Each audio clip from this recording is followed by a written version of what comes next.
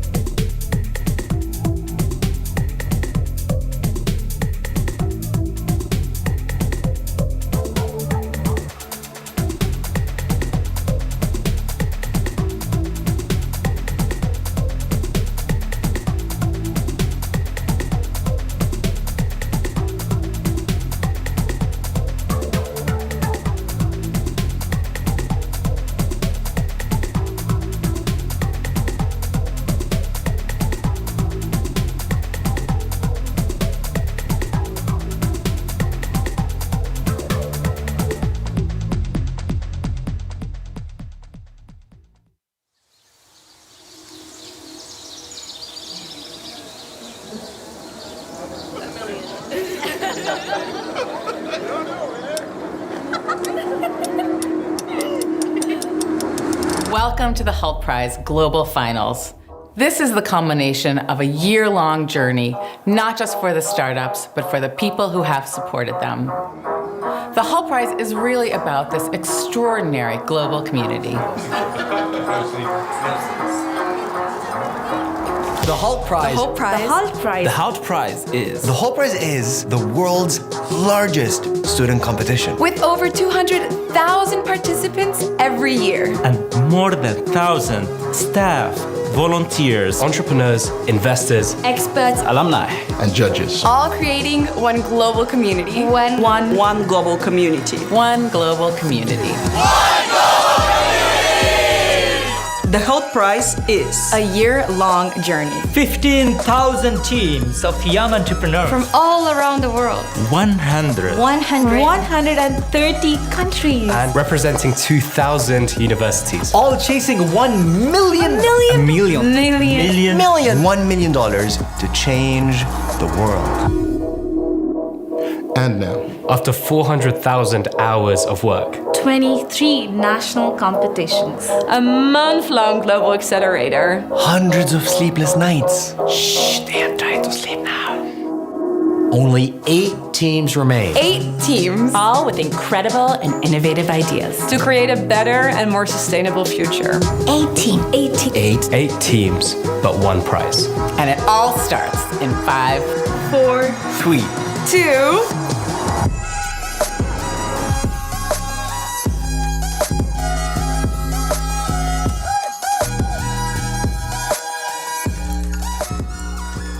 Please welcome to the stage Hult Prize CEO, Laurie Van Dam.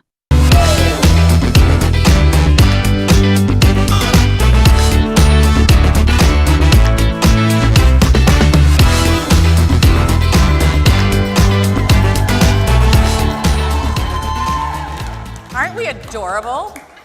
Also, am I not a normal size? Seeing yourself as a giant Oz head is a bit of an off-putting experience. We're so thrilled you are here. Welcome to the 16th Annual Hult Prize Global Finals. Greetings to all of our viewers on our live stream, and thank you so much for being a part of this exciting day.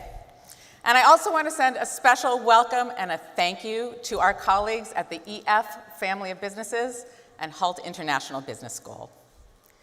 This year has been our biggest ever, with a 30% increase over 2024. We started this cycle with more than 15,000 startup ideas from 130 countries. Over successive rounds of competition, we have reduced that number down to the 24 startups that have spent the past month working night and day during our in-person accelerator. And last Friday, we chose the 8 teams that you're about to hear from. They truly are the very best social entrepreneurs on the planet, and we are incredibly proud of them. So we've spent the past month living and working together at Ashridge House in the bucolic British countryside, about an hour away from here. How many of you have had the opportunity to visit Ashridge during August? It's amazing. I truly urge you to go out and see it next year if you haven't been. Our participants call it the castle, and although the buildings are truly grand and impressive and historic, the part I love the most is the 200 acres of grounds, especially the Rose Garden. Here's a very amateur photo that I took recently, which I hope gives you a sense of just how gorgeous it is. For me, like for a lot of people, gardens are places of reflection and grounding. Gardens also connect me with my family because my mom was a master gardener who loved to work with native plants. Unfortunately, I did not inherit her green thumb. I might actually hate the process of gardening as much as I love being in a garden, but I do have great admiration for those who find peace when their hands are in the dirt. They say that planting a garden is the most optimistic thing you can do. Having the faith that despite whatever comes, be it insects or bad weather or those cute but destructive little bunnies, you can create something that will nourish you body and soul if you just keep at it. You have to go into gardening with great confidence in the process, but you also have to be nimble and agile in responding to the ever-changing growing conditions. Our accelerator gives our startup founders an exceptionally concentrated environment in which to grow their businesses. And actually, the accelerator functions a lot like a greenhouse. And our role as the staff and volunteers and experts who are there guiding the startups along their journey has been to create the ideal growing conditions and then provide all the support that we can. And I bet for the startups, sometimes being on the receiving end of all of that attention may have felt overwhelming at times and confusing, but we have seen some incredible growth from these startups. Now, this startup greenhouse doesn't just exist to help individual teams reach their potential. We very deliberately and intentionally create an environment in which they become a close-knit community that can help one another to thrive. I'm going to go for another gardening metaphor. Who in the crowd knows what the three sisters are in Native American agriculture? Can you shout it out? Nobody? Beans, corns, and squash. Yes, well done. Amazing. Okay, why did the Native Americans plant those three plants together? It's because the combination helps all three plants to thrive. The corn makes the stalk that the bean can grow up. The bean fixes the nitrogen in the soil that supports all of the plant's growth. And the squash has broad leaves that retains moisture in the soil and suppresses the weeds that compete for nutrients. It is a beautiful, mutually beneficial relationship.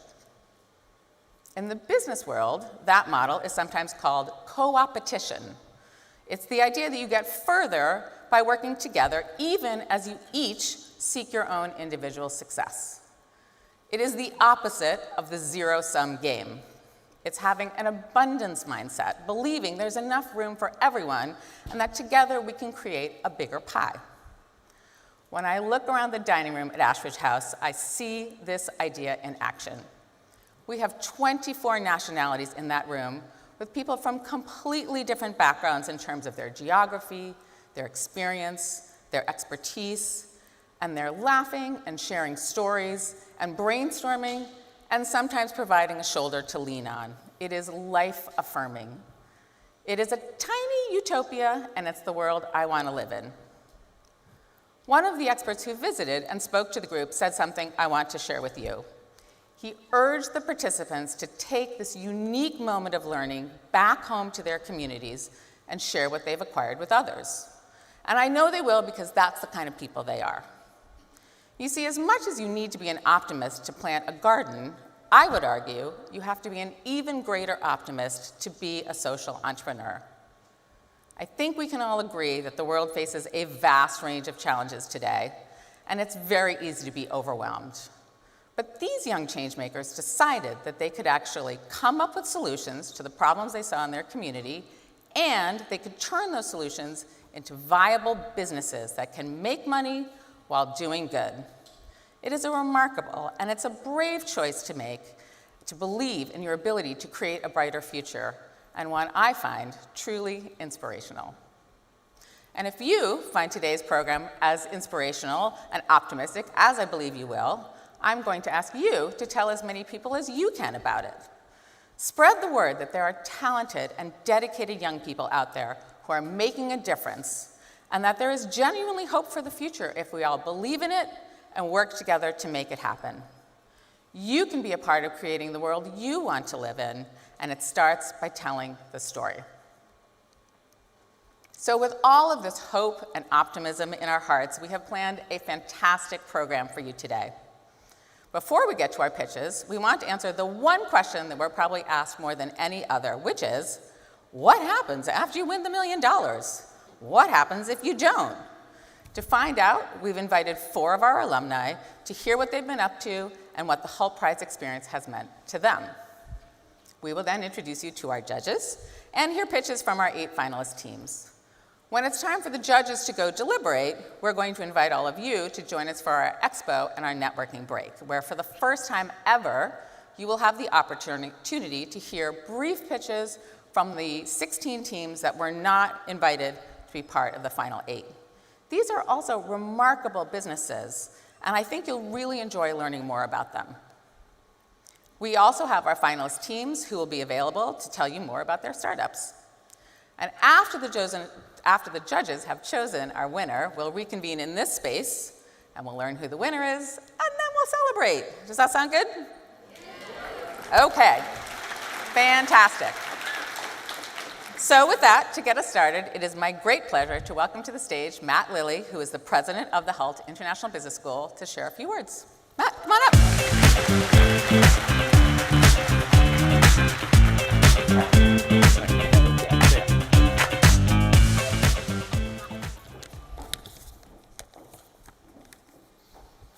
Afternoon, everybody.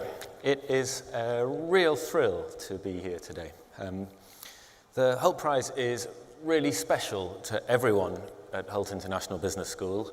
As some of you may know, the prize was actually born on our Boston campus over 15 years ago, and what started as a small competition started by Hult students has now grown into the largest social entrepreneurship competition in the world.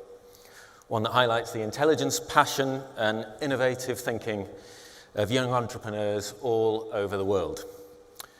Throughout all of this time, the competition has continued to showcase our core ethos, taking a challenge-based approach to solving problems and making an impact that matters. And we couldn't be more proud of this. Like many of you, we follow the teams as they progress from the local competitions through the national and regional contests, the accelerator rounds, and here into this global final, where they compete for the $1 million prize. Every year, I'm inspired by the passion, the stamina of these amazing students who are truly trying to change the world, and I can't wait to hear from this year's teams. Social entrepreneurship applies business tools to solve social and environmental problems, creating sustainable ventures that put mission on an equal footing with profit, and generating jobs and reinvesting in their causes. In short, it's business at its best. It's very much aligned with what and how we teach at Hult International Business School. We believe that education has the power not just to change the lives of individuals and their families, but also to change the world. Getting a business education helps to provide the building blocks for budding entrepreneurs like the teams here today, who go on to create the responsible and sustainable businesses that fuel industry and progress around the world. It's that entrepreneurial passion and spirit that speaks to us, and it's a symbiosis between Hult and the Hult Prize. In keeping with this spirit, actually, this year we're launching our own Bachelor of Entrepreneurship program at our Dubai campus, giving future innovators even more ways to launch. In my own career, working in organizations around the world, I've seen firsthand how business, done ethically, is the biggest driver of progress and the growth and spread of prosperity across our planet. I'm proud to be leading an organization that prioritizes ethics when teaching our students. And like Hult Prize, a Hult education is driven by the understanding that business can and should be a force for good in our world. And that bringing people from the whole world together stimulates our thinking, allows us to learn with and from people from different cultures, which makes us better leaders and leads to better answers. In that spirit, I'd like to share that for the second year, we're offering every single member of the 8 finalist teams a full tuition scholarship towards a master's degree at any of our campuses here in London, in Boston, or Dubai, as well as, well, very good.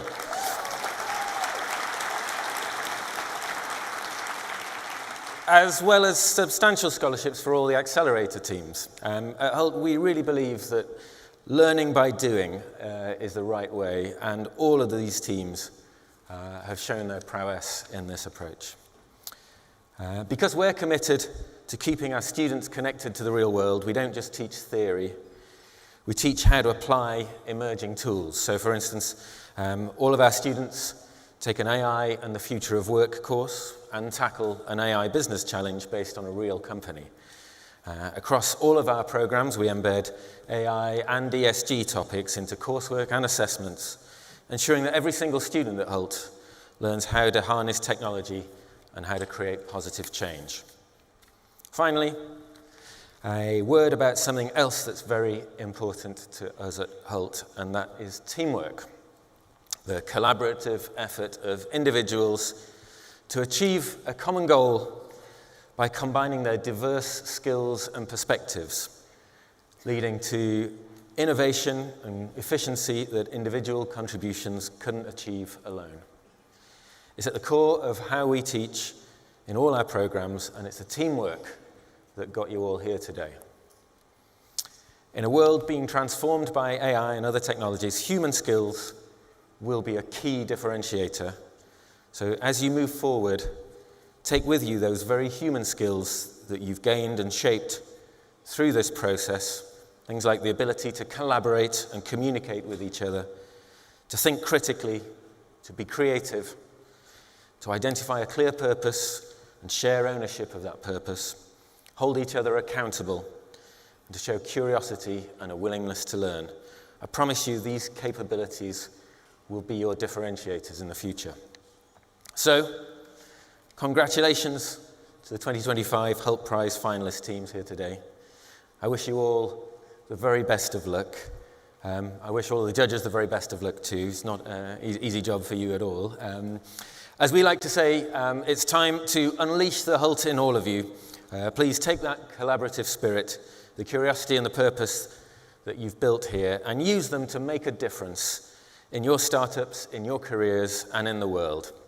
Now, it's my pleasure to introduce our alumni panel, which will be moderated by Hult Prize's Senior Director of People, Carla Osnaya.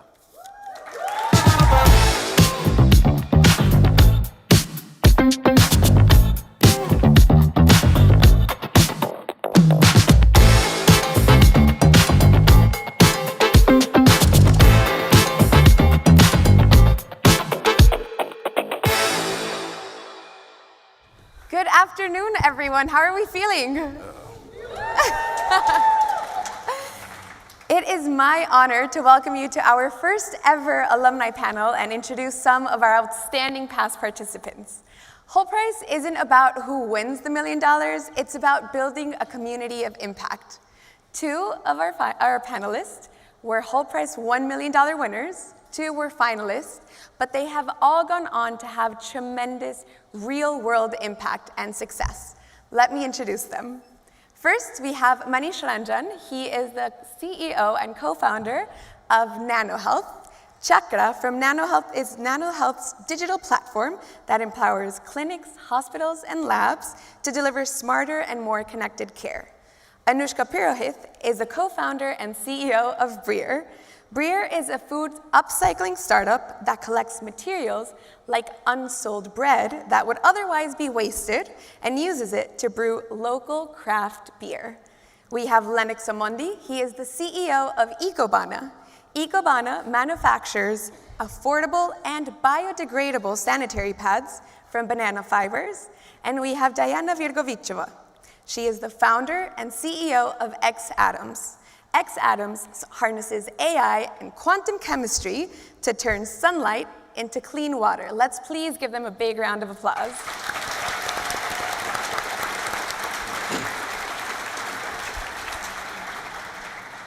Lennox, I would love to start off with you. So the speech that you and your team gave when you won the Hult Prize was one of the most emotional moments we've had on a global finals stage. Can you tell us a little bit more about why the challenge that you decided to tackle was so important for you? So we chose to tackle the problem of period poverty because I personally believe that a measure of any society is how it treats its most vulnerable. And I think growing up in western part of Kenya, I did witness a number of girls miss school because of lack of pads. Something so basic, yet it's very life-changing. And that is why I recognize the effort of not only being silent, because silence fuels stigma, but we chose to speak up, and not only to speak, but also to act, which is why we created what is being termed as Kenya's first biodegradable sanitary towels at Ecobana Limited. And so the work that we do at Ecobana Limited is to ensure that we not only provide access of affordable and biodegradable menstrual hygiene products, but also to be able to give girls freedom, freedom to dream, freedom to go to school, and the freedom to shape the future of our continent. So that is why we do what we do at Ecobana Limited. Yeah. And in case, if anyone is curious, there are a couple of Ecobana sanitary pads around available in our bathrooms this year. Yes. And you can also watch the speech that is live on our YouTube channel, just as we are right now on our live stream. Diana, I would like to ask you next. Just last year, you were on the same stage at the Global Finals. Can you tell us a little bit about how the competition changed the way that you and your team ran your business? I think that this competition was life-changing for us. We were in our early 20s, students with an idea to use quantum chemistry for material discovery, and we came to the castle, and for one whole month, we've learned what entrepreneurship is about. It's about the sleepless nights, but it's also about, achieving your goals, going through ups and downs. So yeah, we were here last year. We didn't win the $1 million, but we told ourselves the very same evening that we were going to raise the $1 million by the end of the year, and we actually raised $3 million. And now we have 11 full-time employees in Canada. We have our own lab, and we've been making big waves. That is incredible.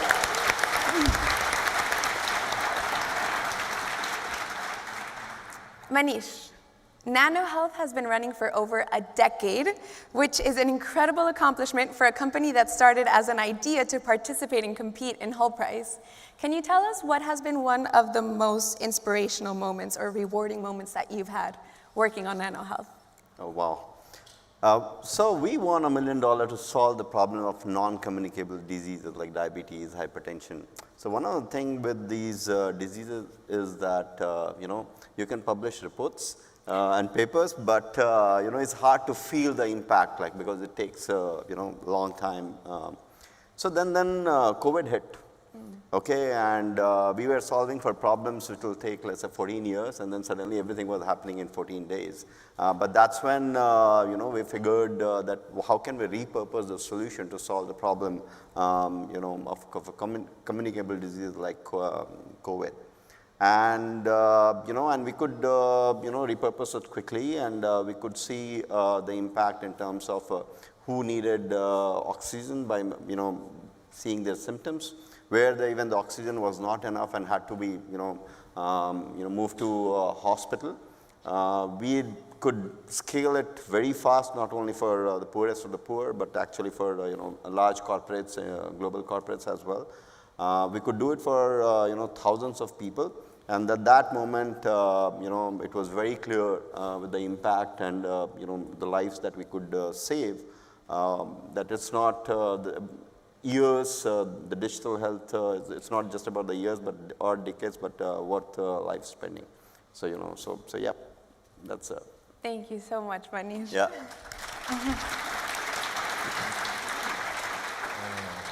Anushka, since you participated, you have become such an important spokesperson about the Hult Prize. Can you tell us what this community means to you and why it's so important for you?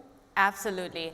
So I like to think you say spokesperson not just because I like to talk a lot, but because I actually like to represent what the Hult Prize stands for. When I participated in the Hult Prize in 2022, I really took it as just another entrepreneurship competition. The same thing, you prep your speech, your pitch, you pitch it, sometimes you win, sometimes you lose. But the fact that I'm here again with the same nervous feeling that I had in 2022, even though I'm not pitching, there isn't $1 million at stake for me, like Diana and a lot of the other startups here, we've probably made way more, which is again an example of what the Hult Prize stands for. It prepares you to see the real world, make a lot more money, and then get an even better valuation so that the Hult Prize team continues to be proud of you. But I think beyond that, it's about the true spirit of an entrepreneur and wanting to give back to solve the world's most pressing problems. Every year when I come back here, I realize that in every corner of the world, there are some problems that we've all experienced firsthand because we've had the privilege to see the growth and the opportunities in our developing countries. But then there are also problems that we just frankly don't think of because we are not a part of that ecosystem. And so when you come here, I like to think it's like traveling the world without actually having to move. You get to hear about people's stories, the problems that they're solving about, and then in whatever way, shape, or form you can, try to help them. So for me, again, because I said I like to talk a lot, pitching is my favorite part. Being able to come on the stage, owning those 4 minutes, and having every single person in the audience leave the room knowing what you do as well as you do it is so critical, and it's honestly time is of the essence that each team gets. And so for me, that's been a big part of how I want to do it. I was so surprised that we were the only team from Hong Kong to ever make it to the finals. So it was a little bit of an ego boost for me to go back to Asia and say, we have some killer teams in Asia that are absolutely killing it. And you'll hear from a lot of these teams later today as finalists. So it's just about representation. And to what Lori said, each one of you here can and should be that spokesperson now for the Hult Prize. So whether you like talking as much as I do or not, make sure you go and tell people that there's this incredible platform where people can and should make a difference. Thank you so much, Anushka.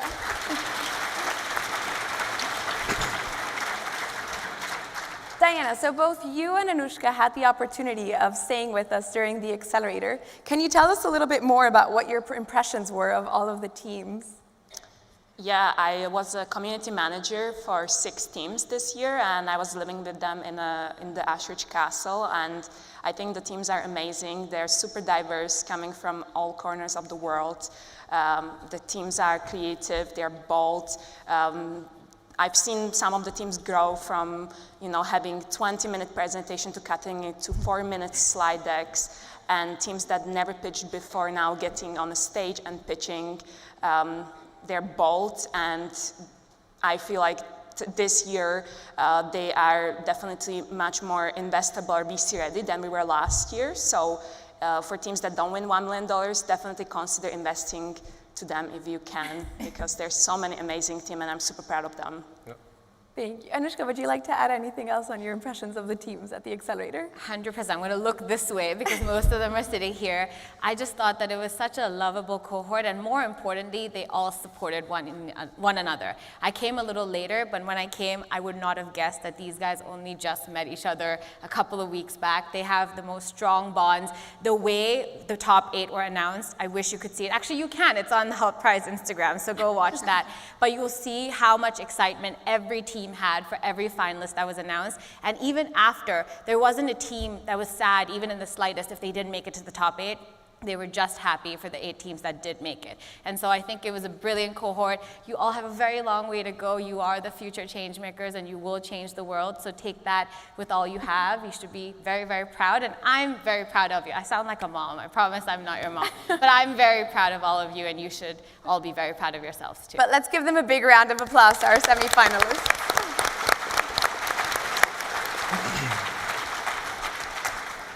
Lennox, in conversations that we've had in the past, you mentioned that winning the $1 million prize was not the end, but it was just the beginning. For the teams that are about to come up on stage and pitch for the $1 million, can you tell them a little bit more about this? So I think I would just say, just be courageous. I think that is one thing that really worked for us, because when we were competing in 2022, very tiny like this, and then we are solving something that most men don't talk about, period poverty. It's a female-dominated world. And then the courage that we had to stand on this stage, not only to pitch that idea, but to tell the world that men can be part and can play a very essential role in helping women as they grow. And so be courageous today, because the world does not only need the disruptive ideas that you have, but it also needs the courage for you to speak it and to deliver it and bring it to life. So be courageous and stand on this stage, pitch that idea, and then the results will come themselves. Yeah. Sure. Well, thank you so much. Let's give them a big round of applause. Before we wrap up, I'm going to ask each of you a rapid-fire question, and I want to know if you could give our participants a word of advice. What would it be? Diana, do you want to kick us off? Yeah. I would say to all the participants that most of you are not going to win today.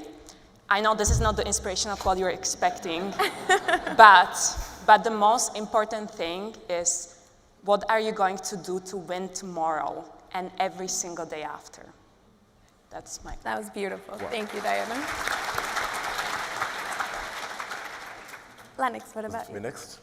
All right. So it is a different feeling when you've won the Hult Prize. It's another feeling when you didn't win it. And I think, just as Anushka said, it is the commitment that you have to build your idea and to stay committed to it post the Hult Prize. And so this is just the beginning of you pitching your idea into forming it. And so just own it and be able to commit to your business even post the Hult Prize. Yeah. Thank you so much, Lennox. Anushka. You already saw this coming, not a word of advice, a phrase of advice. I would say that $1 million seems like a big number today. You need to work so hard that $1 million becomes a small number. It becomes just a fraction of what you do. And there will be so many days where you will ask yourself, is it worth all this effort? Is it worth those sleepless nights that you've already been through? Is it worth pitching again and again for maybe judges who don't understand your vision? But when that happens, think back to that one person in the world for whom you are the only source of representation, and think about how important it is that you are building a solution that can change their lives. Unfortunately, most often, we as entrepreneurs are building solutions for a group of people that we might not identify as, but it's so important for you to remember that those people see you as the beacon of hope that will make that gap that much smaller. So don't give up. Giving up is the worst thing an entrepreneur can do. An entrepreneur is a title that is given to you, is not one that you can self-proclaim. And today you've gotten that title, so make sure you live up to it.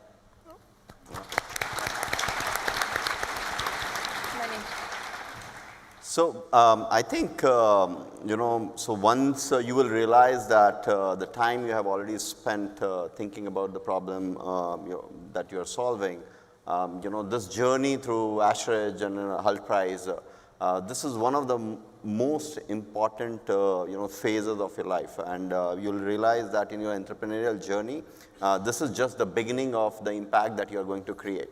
Both merging, the business and the impact. I mean, very rarely does it really happen on the ground. And many a times you'll have to make a, decision which side you want to, lean more. But this foundation that has been created is going to stay with you lifelong. So all the best. Yeah.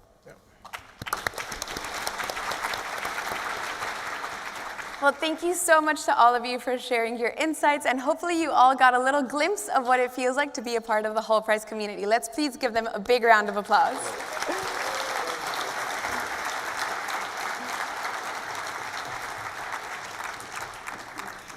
I hope that you are all feeling inspired and excited and want to learn more about our 8 finalists, because we are getting ready to introduce our 8 startups and hear their pitches. To do so, it is my pleasure to introduce someone who has long defied wearing only one hat and being boxed in, and this afternoon is no exception. Please help me in giving a big round of applause to our Senior Director of Programs, Hamdi Manalmi.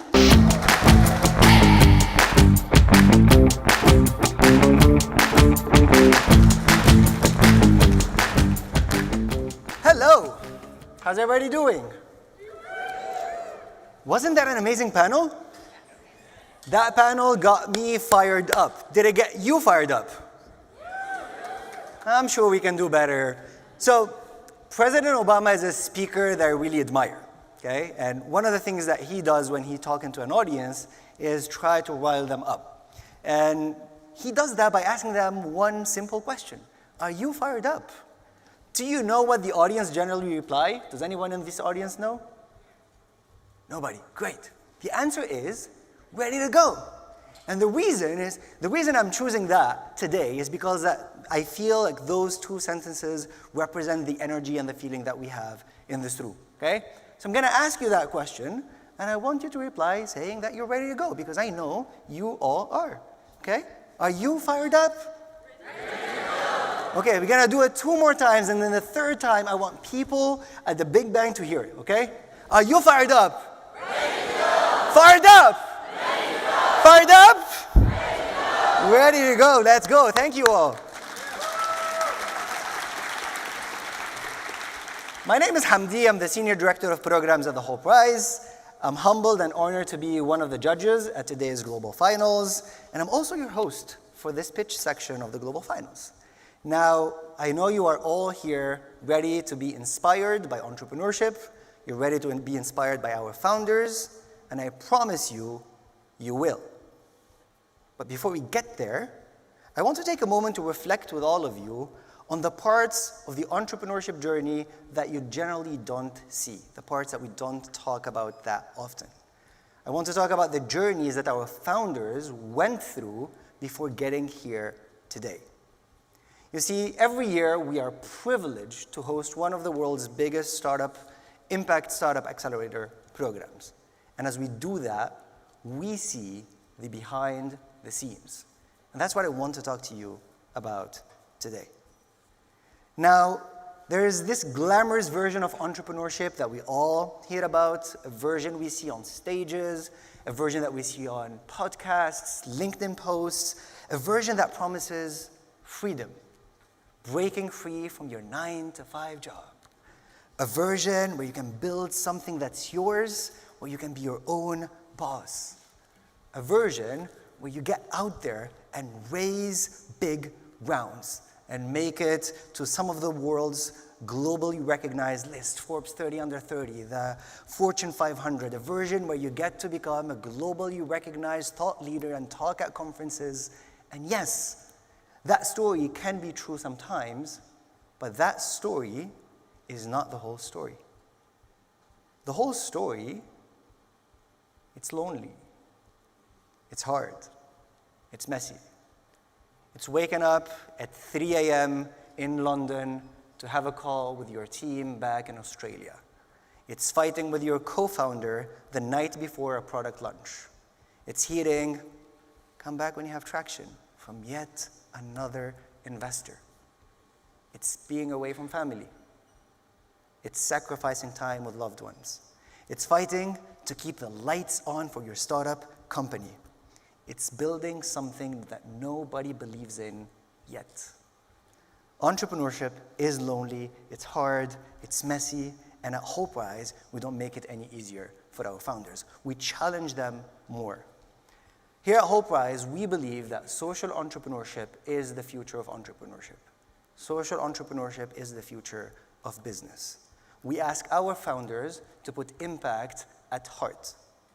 Now, traditional entrepreneurs are told to maximize revenue for the investors. They're told to maximize shareholder value, to push for growth, to make the numbers work no matter what the cost.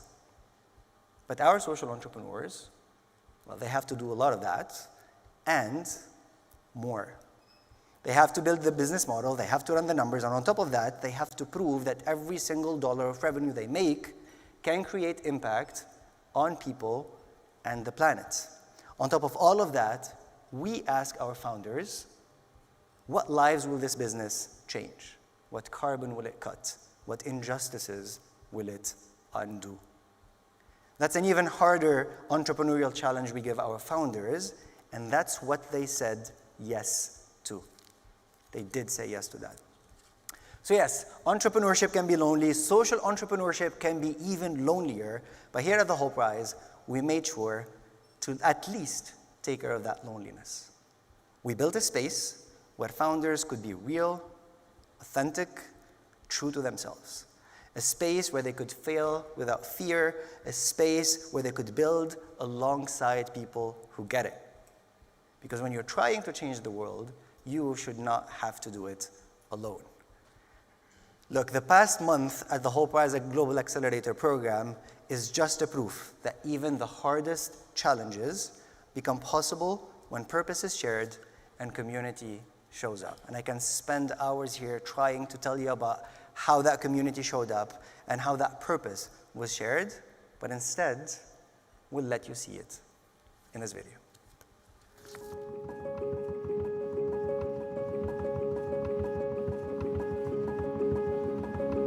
In this room, we have 22 startups out of 15,000 startups from 130 countries. We have around 60 entrepreneurs from over 300,000 university students that joined Hult Prize this year. What do you say to a bunch of crazy people like you who took on the challenge, the lonely challenge of starting a company, who took on the crazy challenge of trying to solve a problem older than you are? What do you say to someone who's crazy enough to think that they can change the world? I decided to tell you about something that you probably don't know.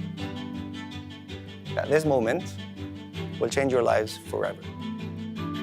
We're here at the 2025 Hult Prize Accelerator at beautiful Ashbridge House. We started the program year with 15,000 startups, and over 3 rounds of competition, we've come down to just 24 that were invited to our in-person accelerator.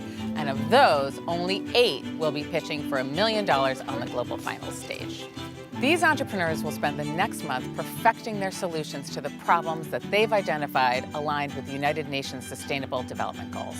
For every pineapple that we're producing, we generate 3 tons of pineapple waste. The cattle industry is one of the worst greenhouse gas emitter in the world. Reporting was a major issue when it comes to crimes. There is many people still drinking water that is being contaminated with dangerous parasites. Globally, over 350 million tons of plastic waste are produced every year. We strongly believe that every child should have a voice. Large industrial waste facilities are struggling to process thousands of tons of bioplastic-rich waste every year. There's nearly 1 billion children growing up without access to STEAM education.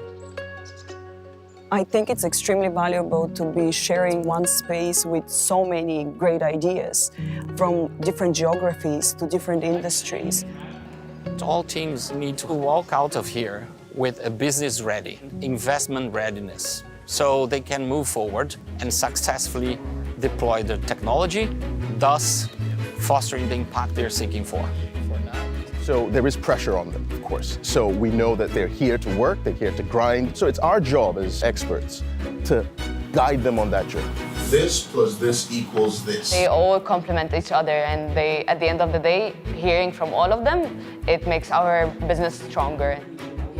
You have access to leaders in their industries, sustainability experts, pitching experts, marketing experts, and combining all of that, it's very valuable. You take all the feedback and then you decide what's best for your company. It might be wrong, but at least we're moving forward. They are very, very direct with their feedback. There's not much sugarcoating. They took our business, threw it to the ground, they started stepping on it. They're really into is like price and if it has the properties that they're searching for. You're wrong. But it comes with the heart and the hug, which is good. Yeah, it was everybody, and not only the whole staff, not only the mentors, but also the other teams. This community, the whole community, is giving you the tools and is giving you the pressure to always be improving. What's so great about this community here with Hult Prize is that they create the conditions for creativity.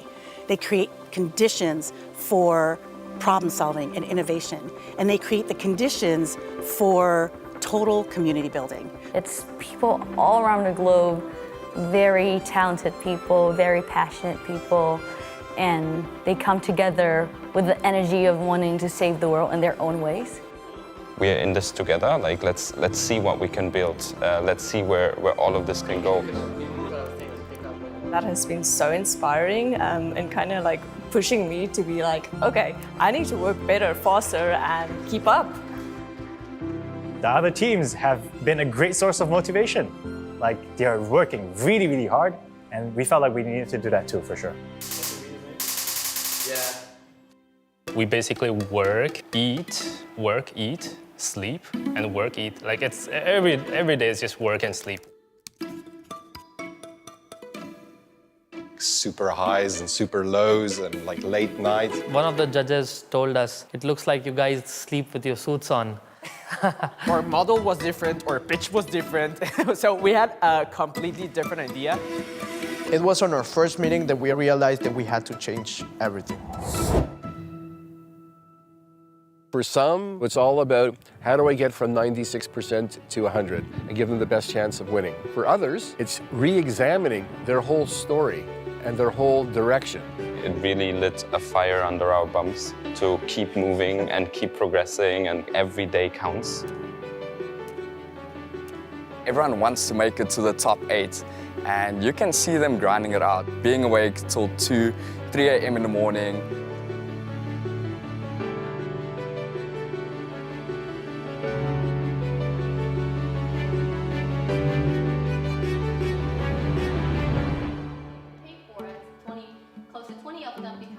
Pitch Thursdays are our weekly pit stop. They're all about progress and accountability.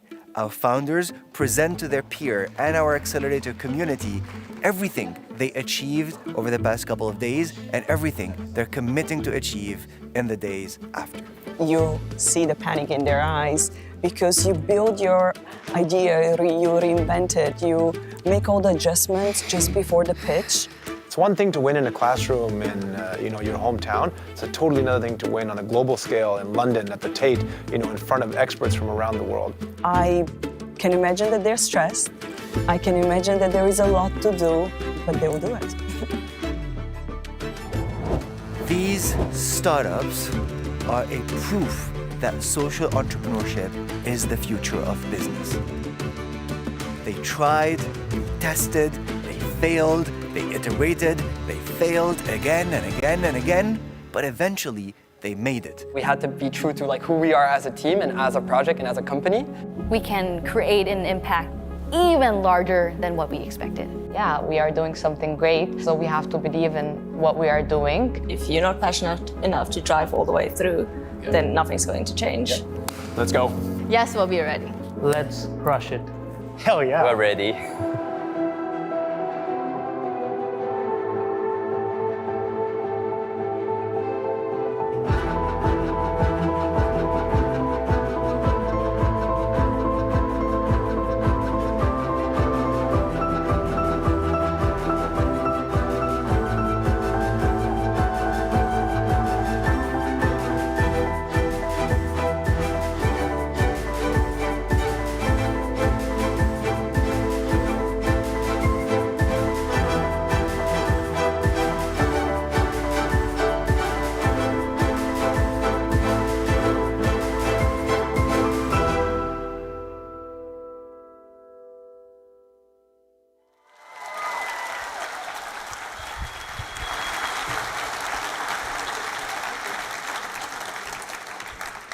Well, you've seen it. 8 finalists, $1 million at stake. I know that the finalists are either backstage or they're in holding rooms waiting to be called by our production team to join us here on stage. I know they're listening to me at this moment. So I want to address them before we start the show. I know that some of you are going on such a global stage for the first time of your lives. I know that some of you are actually going to be pitching in English, which is your second or your third language. Some of you might not even speak the language that fluently. I know that you've been putting a lot of hard work and sacrifices to be here today, and I want to tell you that we got you. We see you, and we're here to support you. So please give those founders that are waiting to be called on the stage a big round of applause as they get ready to go.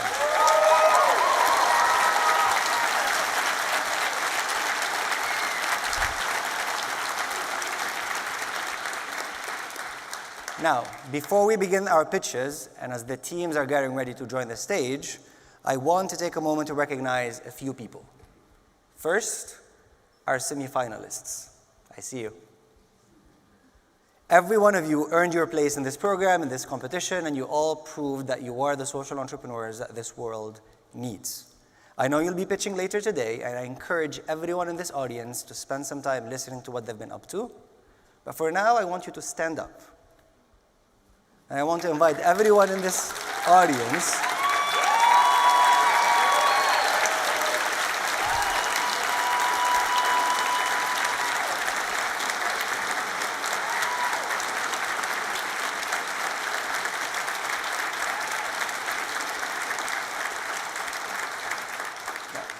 please stay standing if you can. We say it every year. I'm going to say it again this year. This has been the best accelerator cohort we've ever had since the inception of Hult Prize 16 years ago.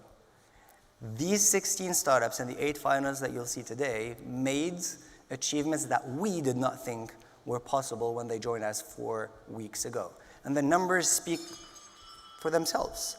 These startups were able to generate over $660,000 in revenue over the past couple of weeks. They were able to get more than $3.6 million in signed contracts. They were able to get over $113 million in letters of intent showing interest from future buyers and partners. They got nearly $2 million in grants and non-dilutive funds. They were able to successfully launch 80 pilot programs and sign over 75 strategic partnerships for their businesses. I want to tell you that what you're building today is no longer student projects. You're building the social enterprises that the world needs, and for that, thank you and congratulations.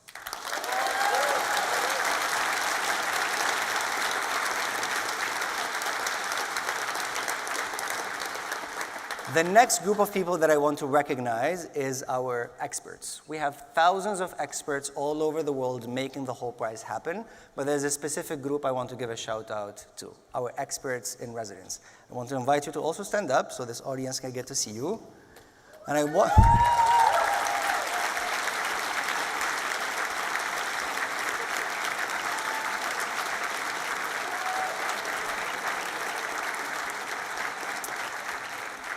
And I want to thank you for hitting pause on your lives for close to 4 weeks to be part of these entrepreneurs' journeys, to be part of the Hult Prize journey.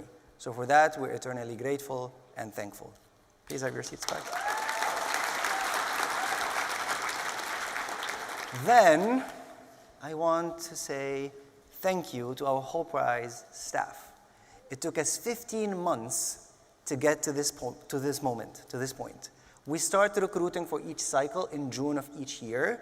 We have our regional managers and our regional teams reaching out to universities, organizers, volunteers to get them excited about Hult Prize and social entrepreneurship. We get to run 2 cycles at the same time during certain parts of the year. So I want to invite everyone in the Hult Prize to stand up, and I want to tell you thank you, not only for organizing this competition, not only for running events, but for providing students all over the world with a platform to try. Please stand up if you're in this room, if you're part of the staff.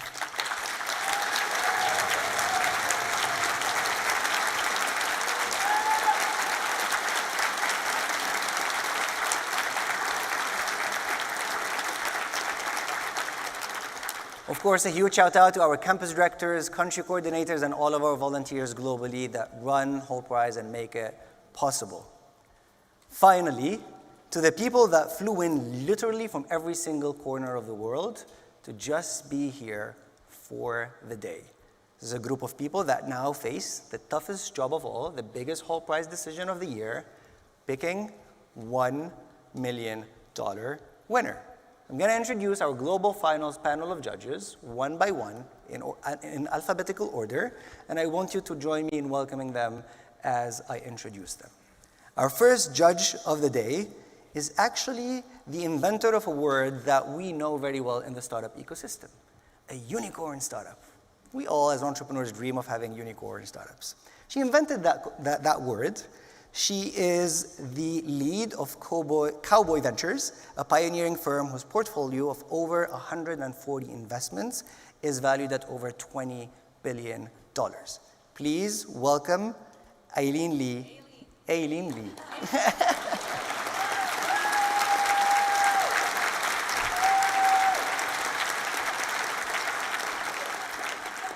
Our next judge is ranked among Forbes Middle East's 100 most powerful businesswomen for multiple years. She oversees VC Firm 500's global billion-dollar MENA portfolio from Riyadh in Saudi Arabia. Please join me in welcoming Amel Dogan.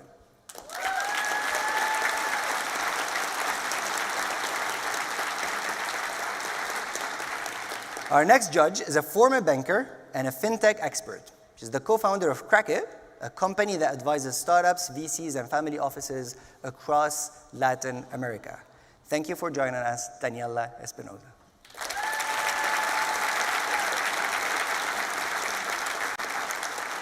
Our next judge is the CEO of Clean Technology Hub. He's an Eisenhower Fellow and has delivered renewable energy to more than 80 communities and 5,000 SMEs across Africa, advancing climate resilience and access. Please join me in welcoming Ifo Mamal.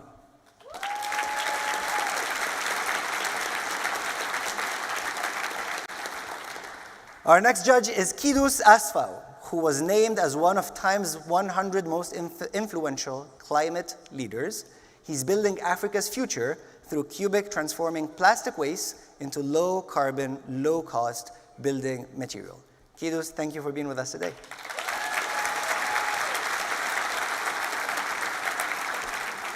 I am so happy to be introducing my close and dear friend, Laura Stauko, who is a Hult Prize alumni.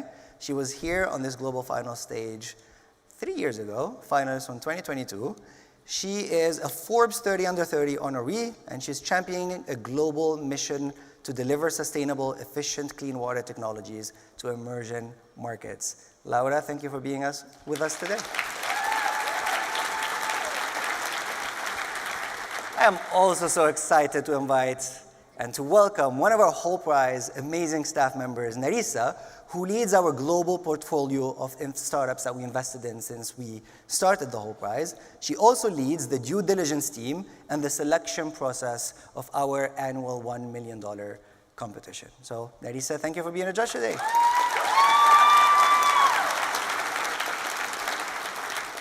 Next is a Dragon's Den investor. He's featured on Channel 4's The Secret Millionaire. He's a serial entrepreneur who's now building a winning world championship winning bike with Atherton bikes and is pioneering AI agents with Implement AI. Thank you for being here with us, Piers Lini.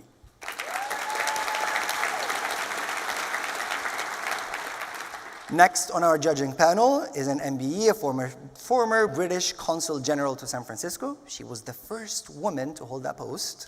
She blends diplomacy, venture capital, and work across the global technology ecosystem to shape the UK's $1 trillion innovation economy. Please join me in welcoming Priya Guha.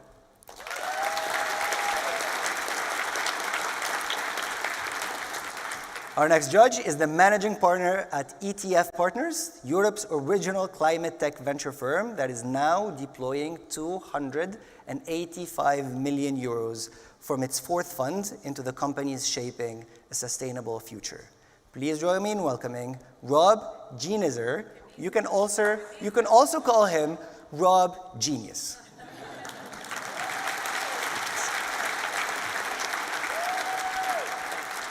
And last but not least, we have the founder of TerraCycle. It's a company that creates and reuse recycling platforms spanning 21 countries and 200 brands globally, including Nestle and Walmart. Please welcome Tom Saki.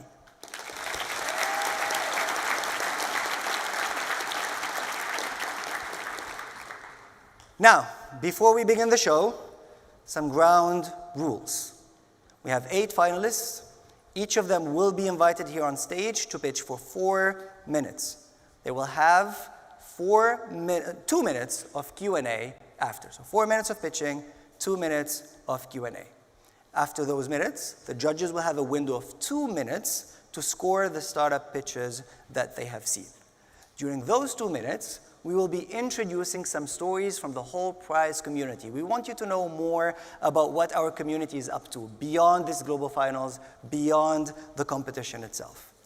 Now, if for any reason you need to leave this room, please do that after the Q&As are over. Not during the pitch, not during the Q&A, in the 2-minute window where judges are scoring.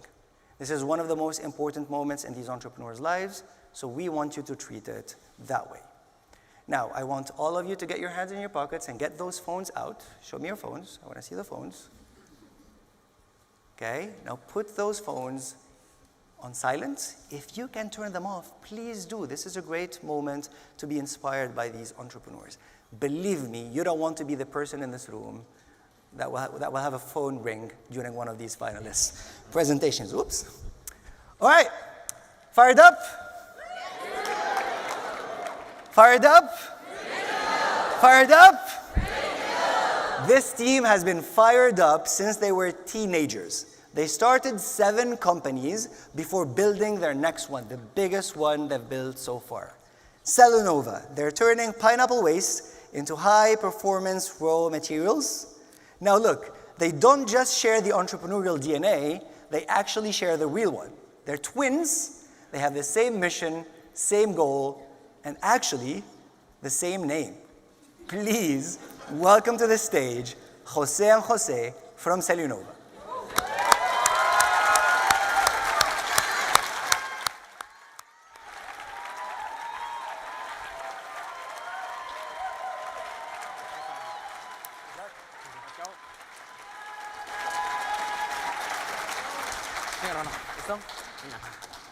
Cellanova, you have 4 minutes. The timer will start whenever you start speaking. Good luck. Right now. over half of the world industries depend on one essential material. And to get it, we're cutting down our future. That material is cellulose, a cotton-like fiber behind paper, cardboard, clothes, and countless everyday products.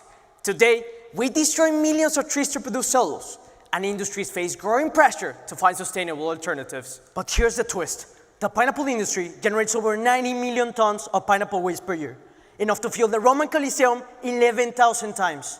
And all of these waste come from part of the plant that we cannot eat, leaves and stalk left behind, containing up to 70% of cellulose that no one is using. Until now, it's been burned, wasting its value and releasing CO2. After more than 4 years of research, introducing Cellunova, we generate ecological raw materials from pineapple waste. From the pineapple leaves, we make cellulose. From the rest of the plant, we make starch. With no trees, no deforestation, just a unique process capable of supplying multiple billion-dollar industries. Doing it in 3 simple steps: pineapple leaf collection, waste transformation, and cellulose production. Compared with traditional cellulose, we use 3 times less water and chemicals while achieving margins up to 3 times higher than the industry average. Offering faster delivery times and more affordable prices. We're making the impossible possible, better, faster, and greener. Our process is protected by trade secret, custom-built machinery, and no plantation, no hectares and hectares of land, just residue.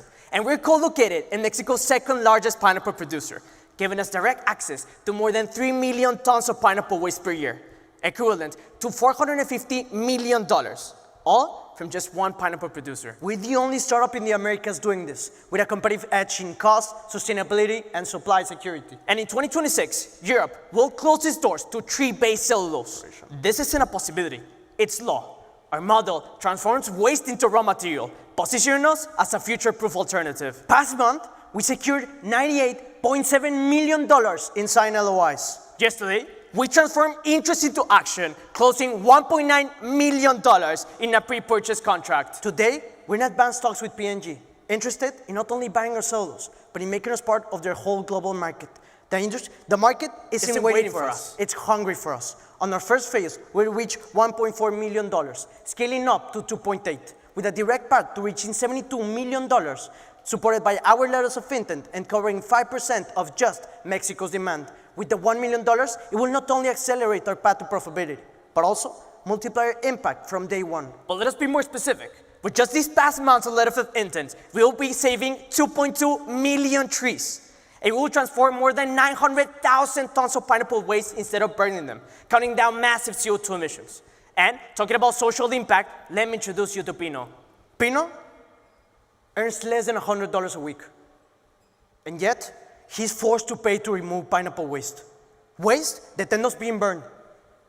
And like him, over 200,000 farmers and families are facing this cost.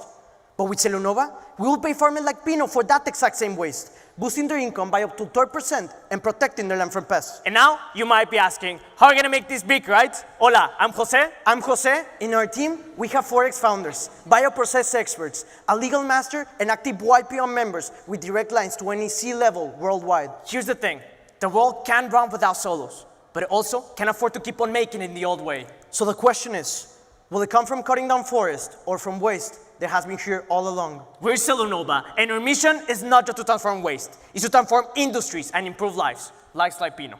So the next time you see a pineapple, remember, it can change the world one industry at a time.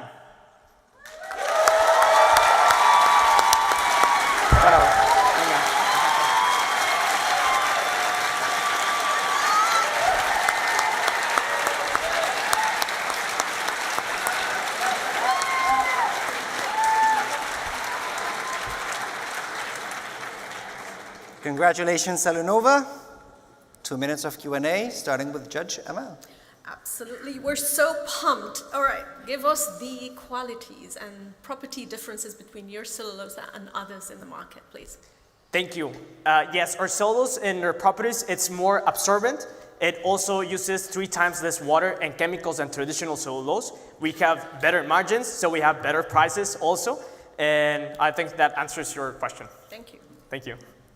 Laura? Could you tell us more on how you handle the collection and how you deal with seasonality?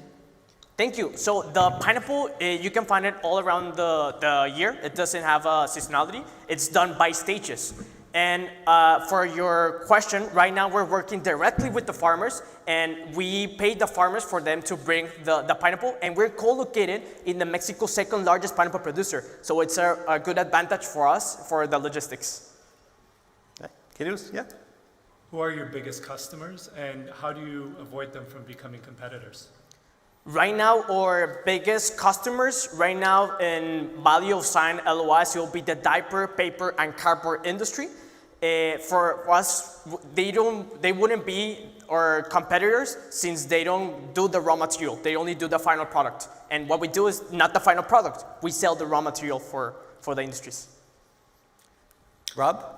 And waste to good is very exciting, but could your input costs rise as people use this waste for other purposes? How are you going to handle that?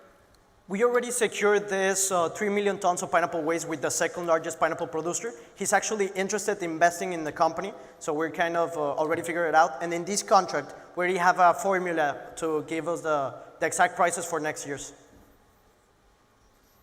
One last question.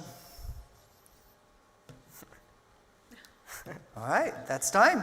Let's give it up for Cellulosa one last time. Disfrútalo, güey. Date una pillita. Ese te lo dejo a ti. This one. And a heart for the world is the way to go. I am Matthias Charles Yabe. I am a social entrepreneur and an innovator. I grew up in Abuabo, a small community in the eastern part of Ghana. What inspired me to have an impact on food security and agriculture, I had an opportunity to work with a 56-year-old woman farmer who took me around her farm, pointing out rotten tomatoes, sadly sharing how hard she had worked only to lose about a third of all her crops. Her story inspired me, and that was how I started my journey as a food systems hero. My business, AquaFresh, is offering solar-powered cold storage preservation technology. Our solution is creating job opportunities for young people. We are reducing food waste and improving food security in local communities. My advice to young people and young entrepreneurs is that when they encounter issues, you should try and then understand your why, knowing that the work I'm doing is shaping the future of social entrepreneurship in Ghana is very fulfilling.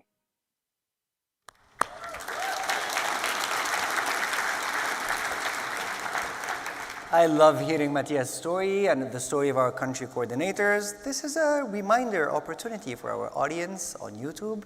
The application to become a Hult Prize campus director and the country coordinator is now open. So go to hultprize.org and apply now. Judges, are you ready for the next team? Let's go. So, to the investors in this room, I know that you all have that one story, that team you passed on, the one that got away. Well, this team, we almost missed them to Hult Prize. They lost in their local on-campus program, they lost again at the Nationals in South Africa, and they almost didn't make it into the Accelerator program until one day, one spot opened up, we gave them a call, and we asked them, it was a Wednesday, are you ready to pitch tomorrow? And the answer was yes. And they've been doing that ever since. They've been turning every no they get into yeses, just like they're turning bioplastic waste into value the world cannot ignore. Please help me welcome the amazing team, Urobo Biotech.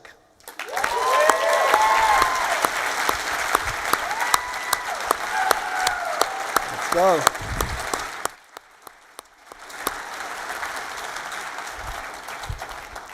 Urobo, you have 4 minutes. Good luck. Due to consumer demand and policy changes, it's clear that bioplastics will be key in the fight against plastic pollution. In an ideal world, they could be collected with organic waste and get converted into biogas and compost. But the reality is that existing facilities just weren't designed for bioplastics. Unfortunately, many end up burning them, wasting valuable carbon and costing up to $7 million per year per facility. That's why we developed a process that uses enzymes and microbes to produce high-value lactic acid directly from mixed bioplastic waste. Think of our process like a value addition to an existing facility. In this relationship, we get paid for our feedstock, and they get cheaper processing of their bioplastic fractions. We send our residual waste back into the host facility, boosting their biogas production. This approach cuts costs, increases revenue, and supports ESG goals. Our competitors require clean waste streams and often use harsh chemicals or solvents. Arobo is designed for the real-world waste, mixed and messy, solved on-site using nature's own chemistry. With our solution, the future is circular and profitable. We produce $7.5 million in lactic acid value at a single facility, getting 4.7 times higher return than incineration.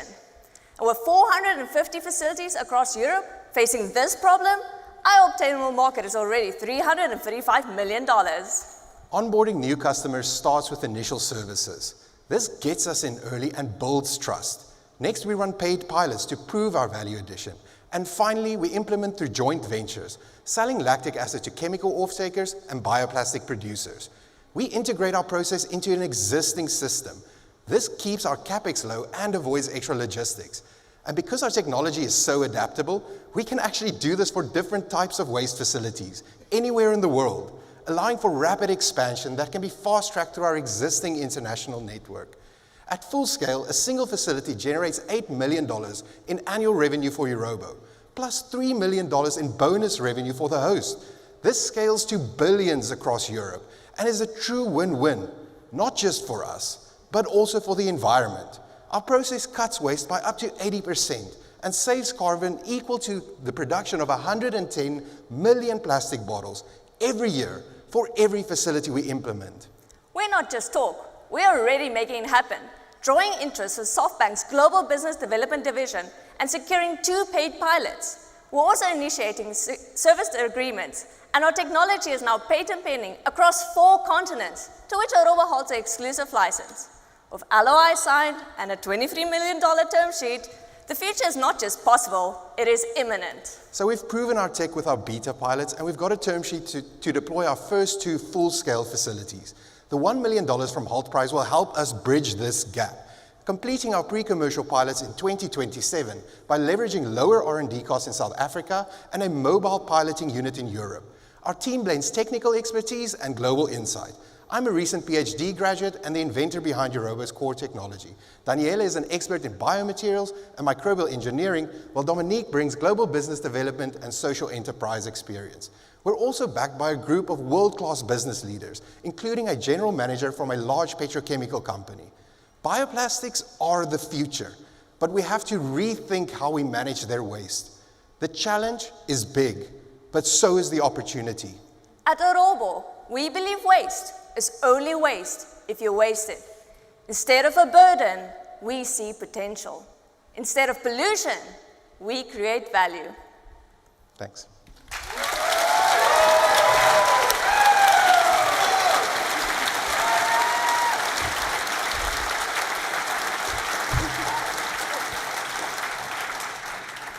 Congratulations, judges.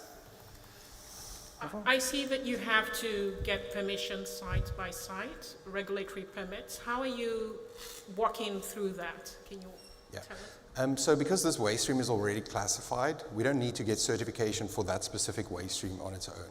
We need to get REACH certification as a chemical producer, and this zoning has already been done as a waste processor as well.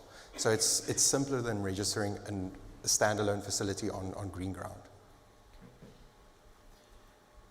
How pure does the waste need to be? Can you do just municipal solid waste? Does it have to be organics, or do you have to separate down to the bioplastics? So we're actually working with organic fraction of municipal solid waste that's like highly contaminated with bioplastics. So it's very, very dirty. The bioplastics make up about 70% of this fraction, and the rest is organics and some other fossil plastics. We also have proof of concept of selectively breaking down bioplastics in a PET stream as well.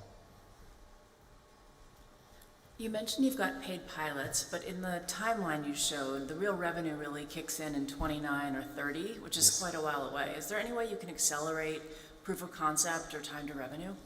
So we need to get to these pre-commercial pilots that are 1,000 liter. The process is quite capital intensive, and therefore we need this second step. The beta pilots that we're running now is to get the interest from the industry and to get the customers on board. So we need to run this first step before we can scale to full scale. We become profitable within the second year and break even within the first year. How site-specific are your enzymes, and how long is that optimization cycle? Yes, so the core enzyme that our cocktail is built around is quite a broad enzyme. It breaks down most of bioplastics, including PLA, PBS, PBAT, the major ones. And we combine this with other enzymes that work in synergy to break down blends of bioplastics as well. So they're quite specific, but also quite broad. And that's time. Let's give it up one more time to Robo Biotechnology. Hi everybody, I'm Janali and I'm the founder of Banofi, and we won the Hult Prize in 2023. Banofi is a material science company creating sustainable material alternatives from crop waste. Winning the Hult Prize was absolutely surreal. We did not expect it.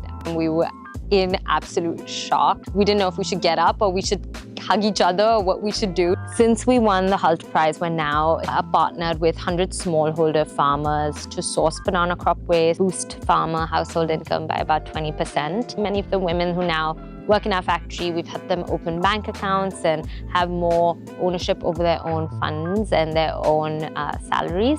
I think the life of a founder is just consistent uncertainty. I think it's really important to see what you've done in the limited context of your environment and seeing how much progress that is. That's really what keeps you going. So we're creating something that's never been done before. We're creating a market where one doesn't exist, and we're waiting for an industry shift to happen, and we're helping this industry shift to happen. I feel like momentum drives more momentum, and so as we kind of take steps forward, we realize when we look back how much we've achieved, and it gives us the confidence that we can keep doing this.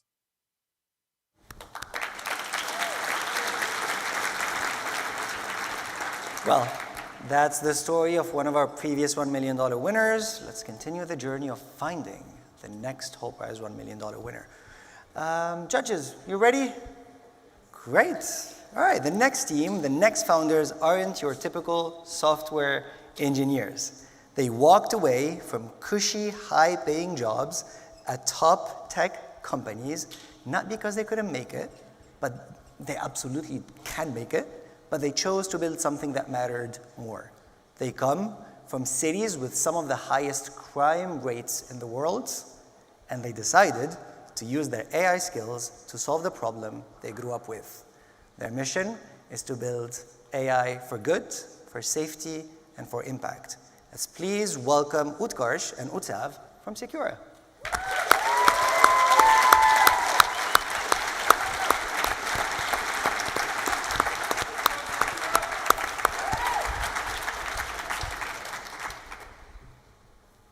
You know the drill. 4 minutes. Timer starts when you're ready.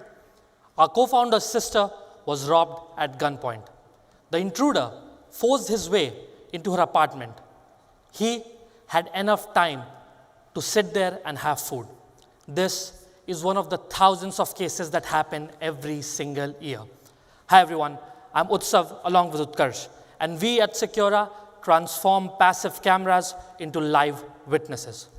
While traditional security systems bury your team in noise, and even if an alert is raised, it gets lost among multiple false alarms.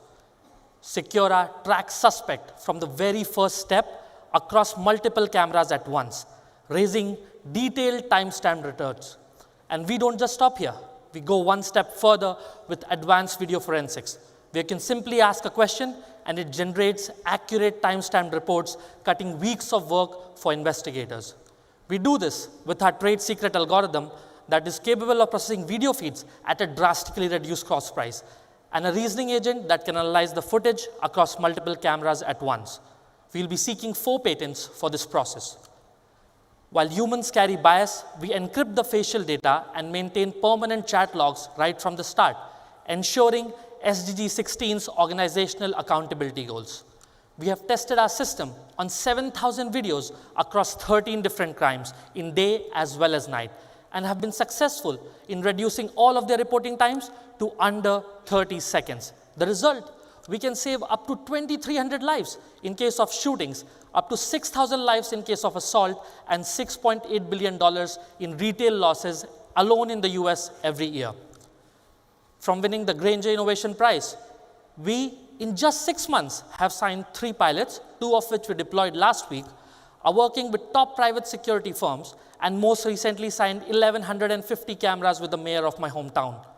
We are working closely with BSF India, the world's largest border security force, and Cook County State Attorney's Office, the US county with the highest homicide rate. We price Vigil AI at $25, initially piloting with the customers and ultimately scale. On just 1,000 cameras with this existing customer, we have the capability to get $25,000 in monthly recurring revenue.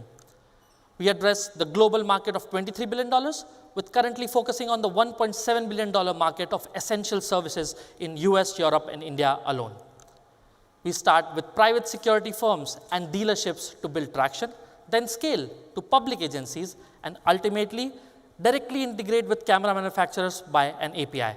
This will help us get to $20 million in annual recurring revenue by December 2028. All of this has been possible because of our team. With ex-supercomputing AI researcher leading R&D, an engineer who left his job at Oracle to contribute full-time to this cause, and a previous startup co-founder leading operations and sales. We are backed by an excellent team of advisors with top brass of video security companies, a VP at Gartner, and on-ground police officers. With under 30-second reporting, 93% precision, and unmatched privacy, we position ourselves as the world's first truly ethical video security company. The $1 million from Hult Prize will allow us to deploy these pilots, scale and deploy the mobile app, and reach $1.4 million in revenue by 2026. But this is about something much bigger. Thousands of innocent lives are lost every year. We at Secura want to make sure that security is not a privilege, but an essence. That when an incident happens with someone, they are ensured that help is on the way, and you can help that make a reality today. Thank you.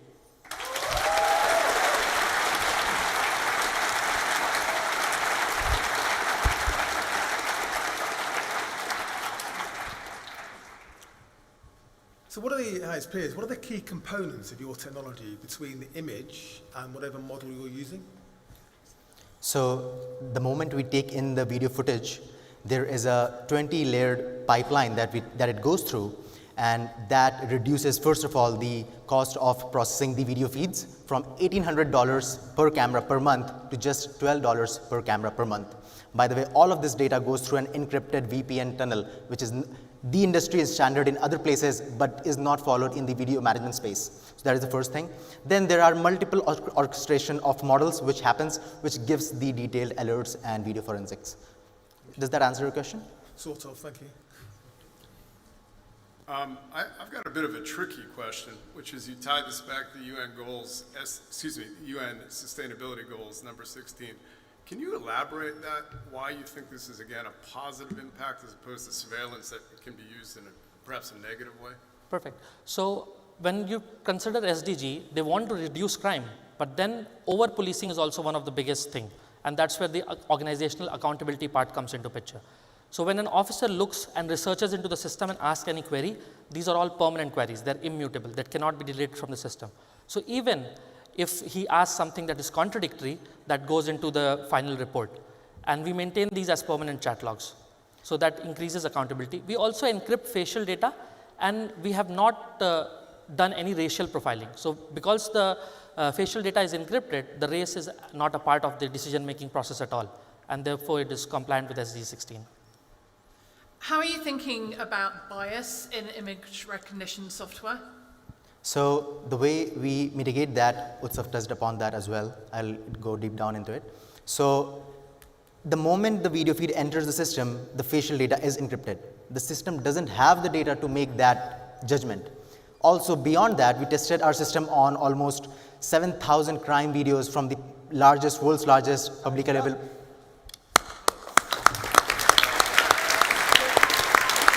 Give it up for Secura.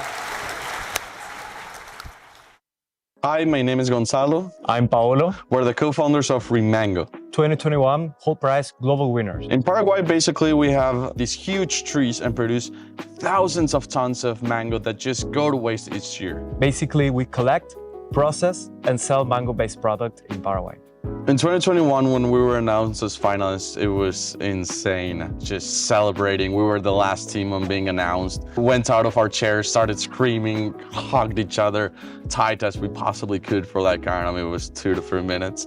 So since winning the Hult Prize, we save and collect more than 20 tons of mangoes. We worked with over 100 collectors that we gave them an income opportunity of paying them per kilo of mango collected. But much more than that, it was the total impact that we could create in the country. A fruit that used to be seen as a waste now is the symbol of success. If I could give a piece of advice to my younger self, I learned that the only real quote-unquote failure is to just stop trying. And you will get mistakes. You will fail. That's part of the journey. That's part of growing. That's part of learning. Just fail often and fail forward.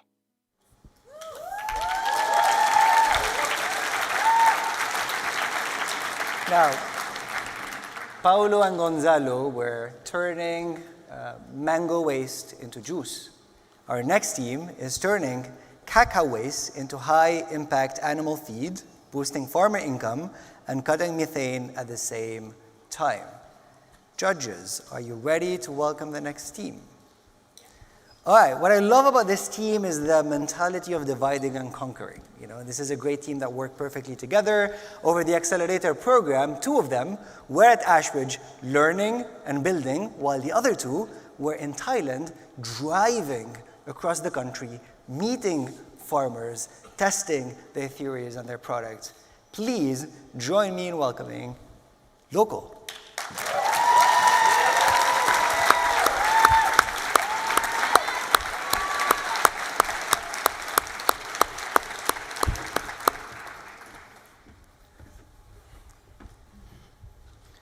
Local, are you ready? 1, 2, 3. It's the sound of global warming, the sound of cows burping, farting, and it is hurting our environment. How? Because every time when they do, they release methane. So if you consider all the cows on this country, on this world as one country, this cow country would rank 3rd in emitting greenhouse gas to the world. So cows are not going away because people love cheese and people love beef. But what we need to do instead is to make cow industry sustainable. And while there's actually existing solutions like the red seaweed that can cut emission in cow's stomach. However, even though we have this solution, it is very expensive and it focuses only on the sustainability part. But you know what? Sustainability doesn't always pay. For farmers, profit matters. So if you really want to save the world, you will also need to make more money for farmers too. So that's where Local comes in. We discover a groundbreaking solution, a cow feed supplement made from cacao waste. By replacing just 2% of the normal feed with the same price, we can reduce methane up to 44% and can make cows grow faster and healthier. So normally, farmers would use around 15 months to raise a cow, but with Local, only 12 months. So you save 3 months and also save over $300 per cow. So with Local, sustainability finally pays. And you might wonder, how did we do all of this? Well, the answer is cacao waste. Every single year, tons of cacao waste are being thrown out every year. In Thailand alone, 10 million kilograms of cacao waste. Over the globe, 24 billion kilograms. Plus, waste is extremely hard to manage. So we are stabilizing this waste, turning it into a high-quality cacao powder, combined with our patent-pending feed formula with our trade secrets.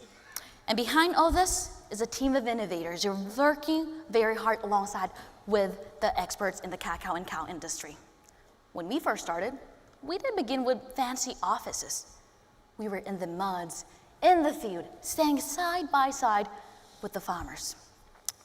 And from there, we listened to their struggles, and we earned something far more valuable than money, their trust. And that trust has carried us until today. They kept buying from us, and we expand for more, feeding over 800 cows and generating over $92,000 in revenue. And today, we have over $200,000 in financial support. And in just 3 weeks of this program, we secured LOIs worth over $2 million already. And in terms of supplies, we are more than ready. And we are seeking $1 million to scale our production capacity and expand our impact in targeted markets to boost success cases in tropical regions. And to find local partners, cacao partners, feed factories, and distributors targeting 500,000 cows in 2028 and eventually 5 million cows in 2031. And at a price of $4.25 per kilograms with a gross margin of 60%, we are going to break even in just 2.5 years with a revenue of $20 million and scale that up to $500 million in 2031. And also, to top of that, we will also explore carbon credits opportunities in the future too. And all of this would take local to global, not only just turning waste into value, but also uplifting communities wherever we go. And with Hult Prize, we will be the world first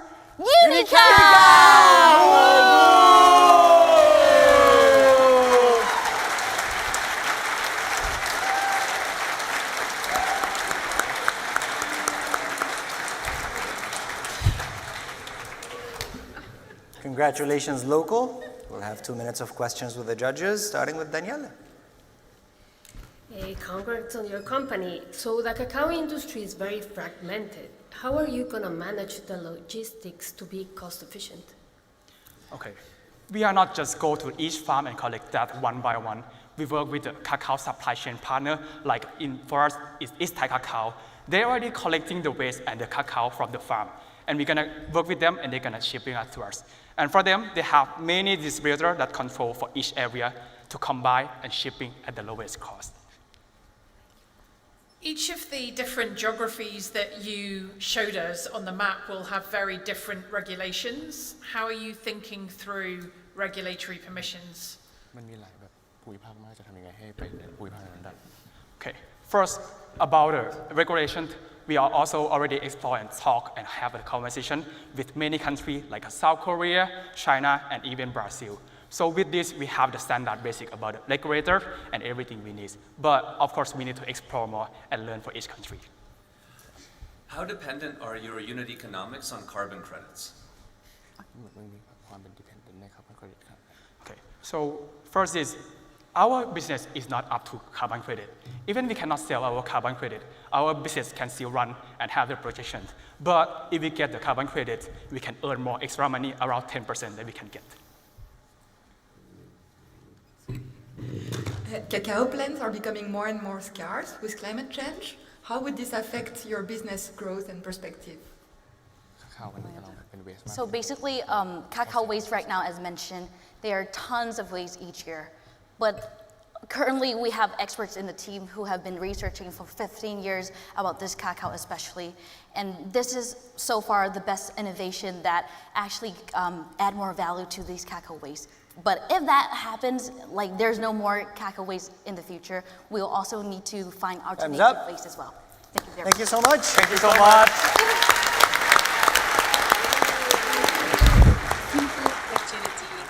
Fantastic for everything. In 2022, I had the opportunity to participate in Hult Prize Accelerator program. I wanted to bring that same opportunity to students at my university. In the heart of Sudanese war, I became an internally displaced person. In the middle of the darkness, I was chosen as a campus director at University of Fashion. We had to travel long hours just to access the internet. I made the hardest decision to leave my family behind, just to reach a safe place and continue the program. I believed so deeply that our students deserve the chance to create hope for our future. By it all, we made history. Hult Prize changed my life. It gives me the strength to rise from conflict and live with purpose.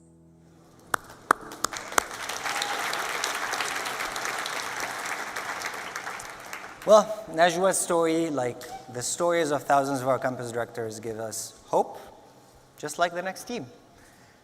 Judges, are you ready? Great. So, audience, quick show of hands. Who here has a little one in their life? Whether a son, a niece, a student, a neighbor. Raise your hands if you do. Okay. Now imagine watching them try to speak and the words just won't come out. You can see the frustrations in their face. You can feel their confidence slipping away. The founders of this next startup know this feeling because they lived it, and today they're building something to change that, helping kids find their voice and keep it for life. Please join me in welcoming Sarah Technology to the stage.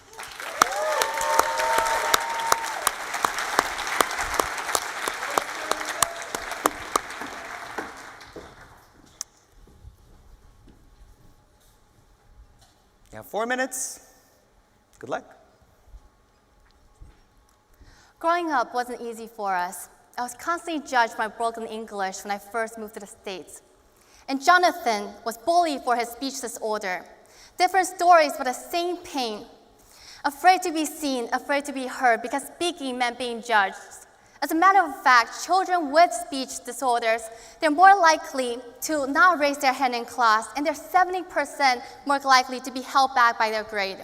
And there are 251 million children worldwide with articulation disorders, and 45% of them never receive treatment. Yet schools still lack the necessary funding, therapists are overwhelmed, and private therapy can cost over $10,000 a year. And now as a mother, I feel every child's struggle is my own. And that's why we're building Sarah, an AI speech tutor, so every child from struggling speakers to language learners, they can get expert speech support anytime, anywhere. For children, Sarah's a one-on-one learning companion.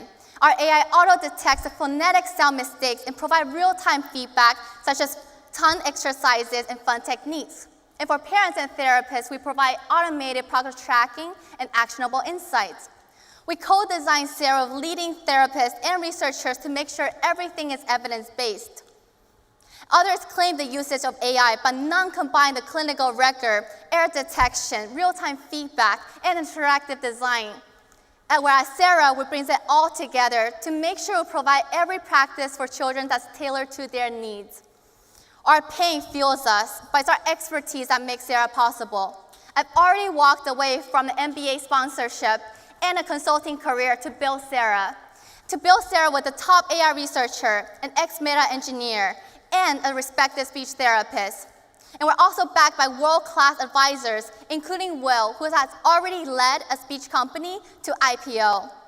In less than 3 months, we've already built a curriculum with the top 10 speech sounds that children struggle with over 1,000 speech practices with games, visuals, and audio.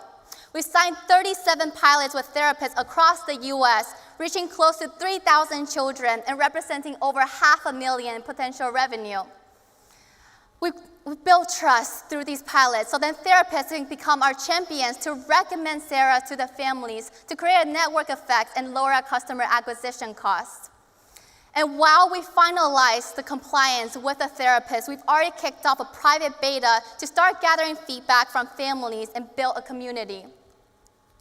Just in the US, this is a $1.6 billion immediate opportunity. We'll then expand to other early markets before scaling to all English-speaking countries. To drive adoption at scale, we're using a freemium model where therapists can start for free, then upgrade a stake skill to automate their workflow, while parents pay for full at-home access. By 2029, we'll scale to other languages, reaching $48 million in potential revenue. We've already secured $100,000 in non-dilutive funding, and with a $1 million from Hult Prize, we'll be able to clinically validate Sarah and advance our AI to enable real-time dialogue with children. So then by 2030, we'll have helped over 500,000 children to not only to speak with clarity and confidence, but this is more than just speech. This is about keeping children on track in school. Make sure that they're growing up to be joyful, connected, and thriving. So join us in building a world where every child has a voice, so then they can stand on this stage to change our world.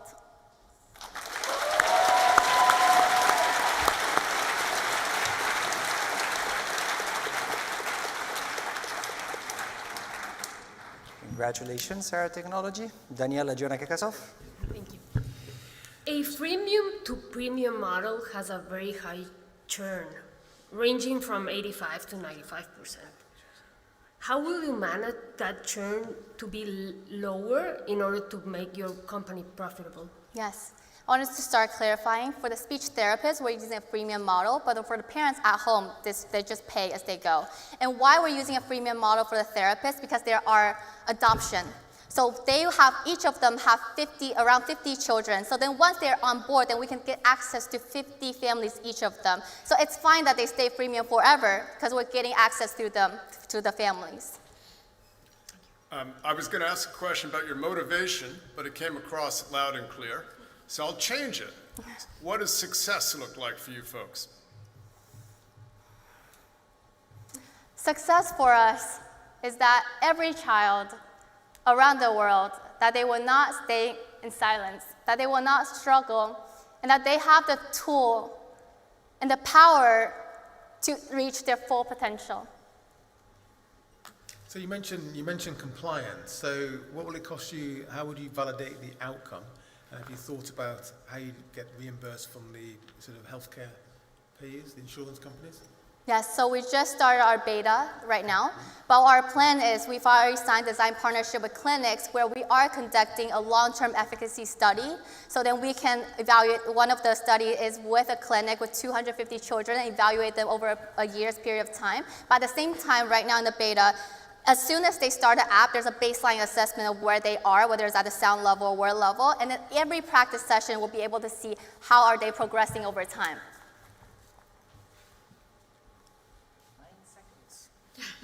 Very short. So what's your IP? So our moat is our data. As more children use our solution, then the better our AI will be.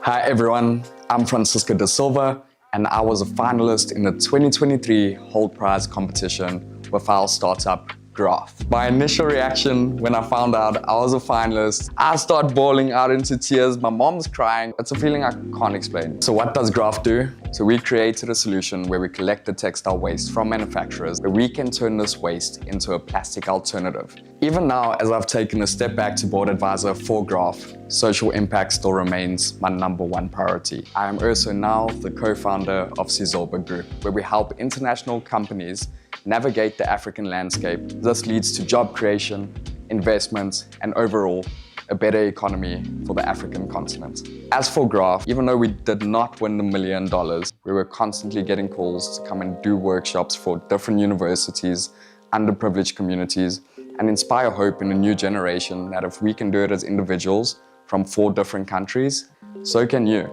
As one business, there's only so much you can change in the world, but when you inspire others to believe in themselves and create multiple businesses, it creates a sense of community, and that's where change is really started.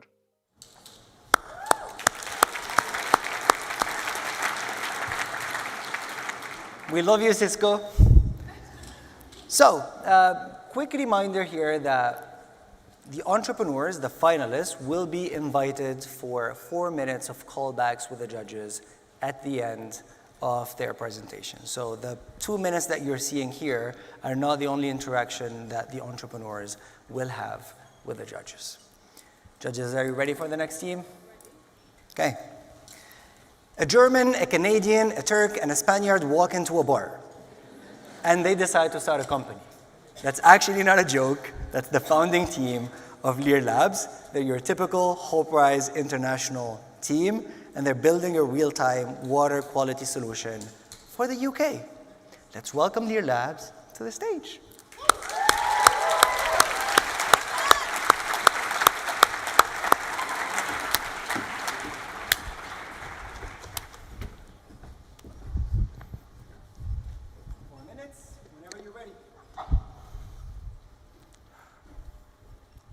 Let's talk about the single most valuable resource on the planet and its future, water. From the water we drink to the rivers sustaining all life, water quality is collapsing worldwide, costing billions in healthcare and rapidly declining and degrading our ecosystems. This is not a faraway problem. The company that serves water to this very building has just been fined $123 million for sewage spills that are contaminating our water sources. The crisis is literally at our doorstep. Yet, most of the time, we don't even know if our water is contaminated or not. When it comes to testing water quality, we are still stuck in the past century. Current testing methods often rely on hand sampling and take 48 hours or longer for results to come in. Yet, the risk of infection often peaks after just 12 hours. Time is of the essence. Otherwise, it's human illness that sounds the alarm. Our solution produces results in just 12 minutes. It monitors continuously, sampling water directly from the source and analyzing it with our AI models on site. And to make this a reality, that's our patent-pending technology. It samples and it monitors continuously for microcontaminants in real time. And to make this a reality, we will sell this technology as a B2B subscription model with an 80% gross profit margin to private water utilities, to environmental agencies, and to water tech companies. And our sensors allow them to monitor their networks, water bodies, and infrastructure assets. And the early alerts our system issues give them the time to cut off service, pinpoint contamination sources, and engage in early remediation. Now, where our competition relies either on slow hand sampling or they come at a very high price point, we combine low cost and speed. The current water crisis has ballooned the UK's budget in water systems, resulting in utilities being required to spend $2.8 billion by 2030 on monitoring alone. And this need for real-time sensing in water is only a growing market globally. Now, let me tell you how we're going to capture that. In the next 12 months, we will continue to work on our hardware and AI models alongside our key businesses to result under 4 pilots, LOIs that we have. But it is turning these pilots into sales that drives our business. So that is why we're collaborating with IL utilities who have the best pilot-to-sale conversion ratio in the entire water industry. And our global partner, Ovivo, operates in over 20 countries. And the utilities I mentioned serve water to 12 million people in Europe alone. Together, they are our fast track to worldwide impact. And this is us. We're not just students. We are industry professionals with over a decade of work experience in key areas, such as data science, engineering, industrial design, and business and economics. Our careers have prepared us for exactly this challenge. We're, of course, supported by world-class experts in innovation, business and sales in water, and hardware manufacturing. With the Hult Prize 1 million, we'd be able to go from prototype to market ready in just 12 months, expand into Europe and US, and reach 1.7 million in sales by the end of 2027. Our business model sets us up for a compounding growth. But I just need to put all these numbers in perspective for you one moment. Because looking at how many people we can help to protect from water diseases year on year, this results in 500,000 people in 2029 alone. We believe in a future where there's enough time to prevent, to protect, and to preserve. In the fight for clean water, time is our most powerful tool. With your help, we can make sure it's on our side. Thank you.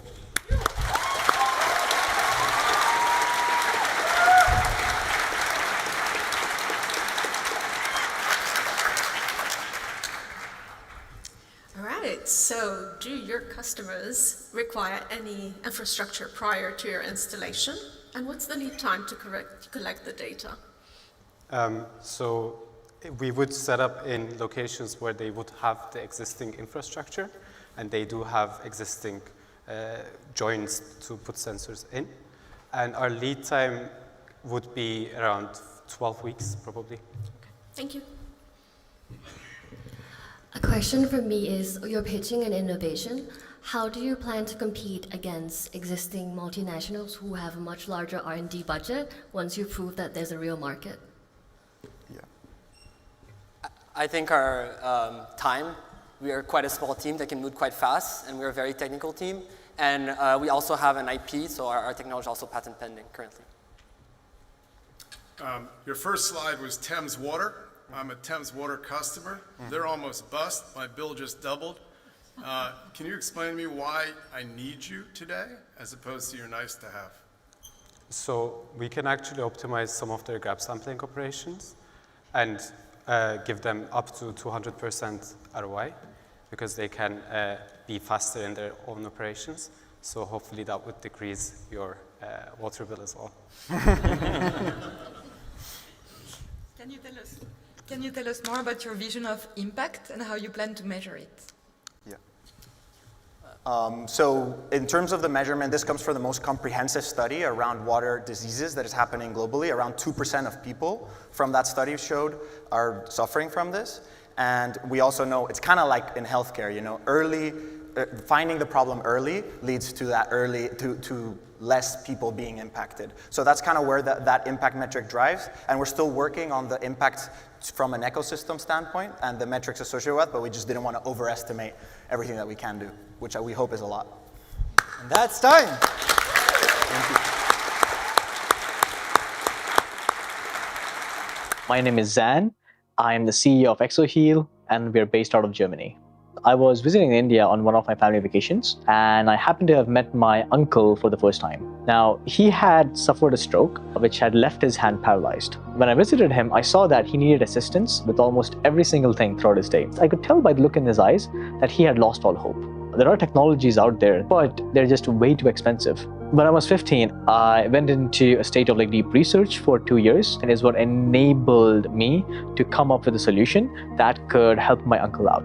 And that prompted me to build ExoHeal. In 2024, we got accepted to the Hult Prize Accelerator. Hour by hour, we were being exposed to new terms, but it also meant that we were growing our business rapidly and exponentially. Since the Hult Prize Accelerator in 2024, we have been supported by Samsung Germany. We were awarded the Gold Award at the World Government Summit. Won a couple of awards all across Europe since then, and that has been truly phenomenal for us as a company. We want to truly help everyone to be able to regain their independence and feel like they can continue to live life.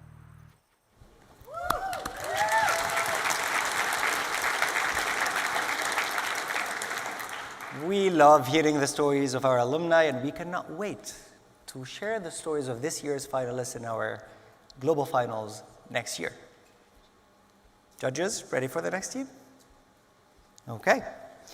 So this next team started this business at the age of 19. And when they told people that they wanted to bring plastic alternatives to Egypt and the MENA region, no one took them seriously. Just students, they said, too young, too early. So they did what real entrepreneurs do. They went out there and they proved them wrong. They built a profitable business before turning 21, and today they're here to prove that they can do it. To anyone who ever doubted young student entrepreneurs, this team is your wake-up call. Let's welcome EcoPack.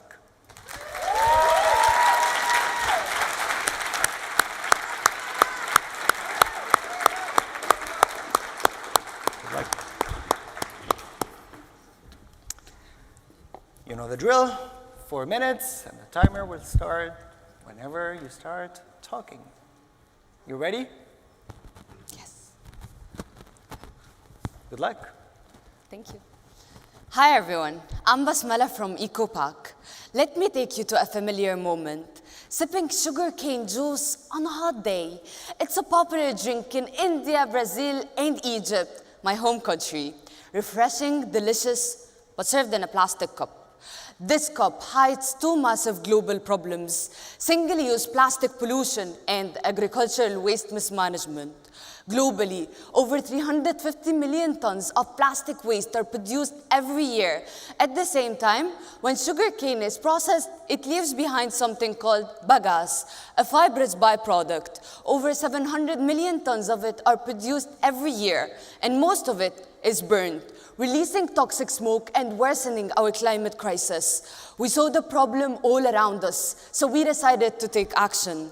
After over a year of R&D at the Egyptian National Research Center, experimenting with banana leaves, dry straw, and more, we found our perfect match, sugarcane bagasse. But we don't have any machines dedicated for this process in Egypt. Thanks to Abdelraouf's expertise in engineering, we redesigned local egg packaging machines to make our products, giving us a cost edge and making it incredibly hard for local competitors to copy our process. We're proud to be the first and leading company in Egypt to develop high-quality compostable packaging from sugarcane waste. Durable, odorless, patent-pending, certified, microwave and freezer and food safe. Research shows that bagasse packaging emits 70% less CO2 than PET plastic. Unlike paper, bagasse holds hot foods and liquids with ease, then composts into nutrient-rich soil. The MENA market desperately needs affordable, sustainable alternatives. Bioplastics are expensive, imports are unreliable. EcoPack hits the sweet spot. High quality local production, lower cost than many imports, priced competitively with plastic, and will only get cheaper as we scale. This means no sacrifice for businesses, just a better product for people and the planet. The market is massive, $1.6 billion in Egypt, $6 billion across MENA, and $260 billion worldwide. We're starting local, scaling regional, and targeting a share of the global opportunity. We launched 10 months ago and have already sold hundreds of thousands of units to restaurants, hotels, and retailers across Egypt. We even sent samples to Europe to validate worldwide. We're growing fast, and our model is built to scale globally. And demand hasn't slowed. In fact, we're operating at capacity, sometimes turning down new orders while we fulfill our monthly maximum.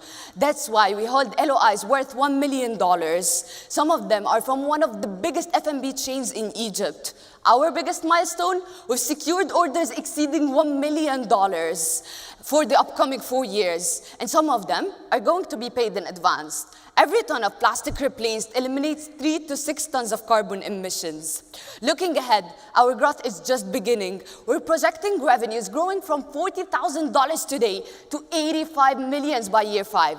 And with that growth comes massive impact, preventing 500,000 tons of carbon emissions in total and generating hundreds of jobs. With the $1 million, we will establish our own production line, reduce unit costs, and expand into new markets. And we're not asking for money to test. We already have a growing and profitable business. Our founding team brings together business, engineering, sustainability, and operation expertise, and we have already proven we can execute and scale. We're backed by world-class advisors like Juha Paralampi, who's helping us scale globally, Thomas Berger, helping with the branding, Dr. Muhammad Lutfi, who has been with us through the product R&D. Join us, let's package a better future.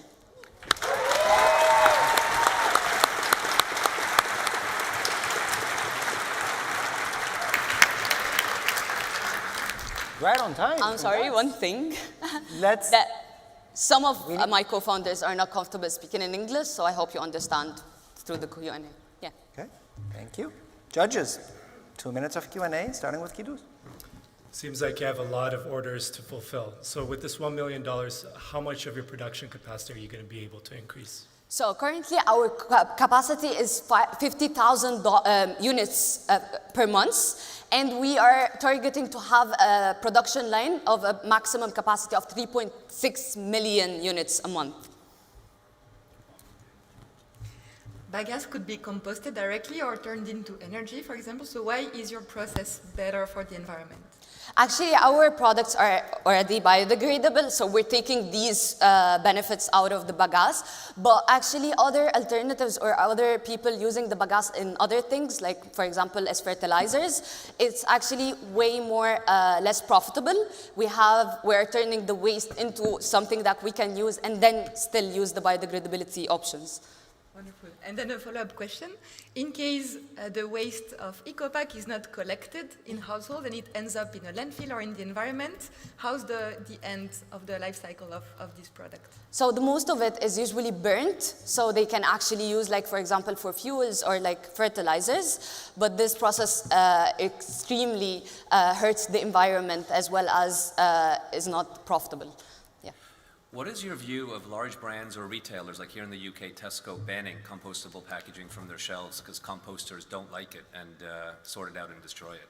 So actually, our packaging is not compostable on its own. It needs to be on, in certain, environment to compost, so it won't compost on the shelf. So I think that's the plus we have. What are your plans if you don't win the $1 million Hult Prize? So actually, the 1 million will accelerate our growth. But anyways, we're already profitable and we already are going to grow anyways. We already have Thank you. You can finish answering that question in the callbacks. Congratulations.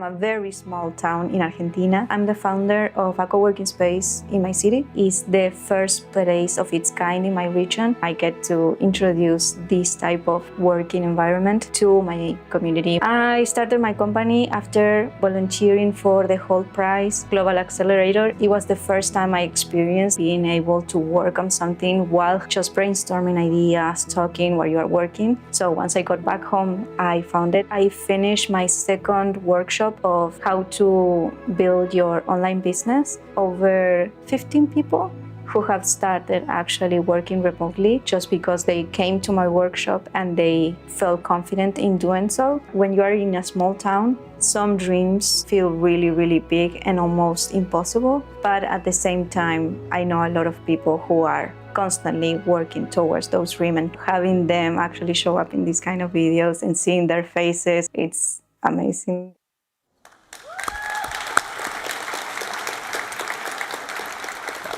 Lucia's story is a great story of giving back, so I want to double down on Lori's message earlier this afternoon, and I want to invite you all to give back after this event. Fired up? Ready to go. Fired up? Ready to go. Judges, ready to go?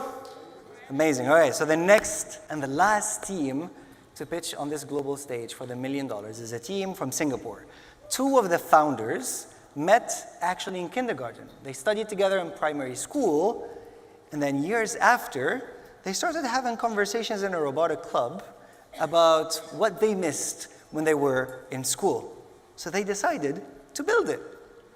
Now, as I invite them here on stage, they have a bet for you. They bet that you will wish that you had their product when you were in school as well. Please join me in welcoming the team from Singapore, Stickum.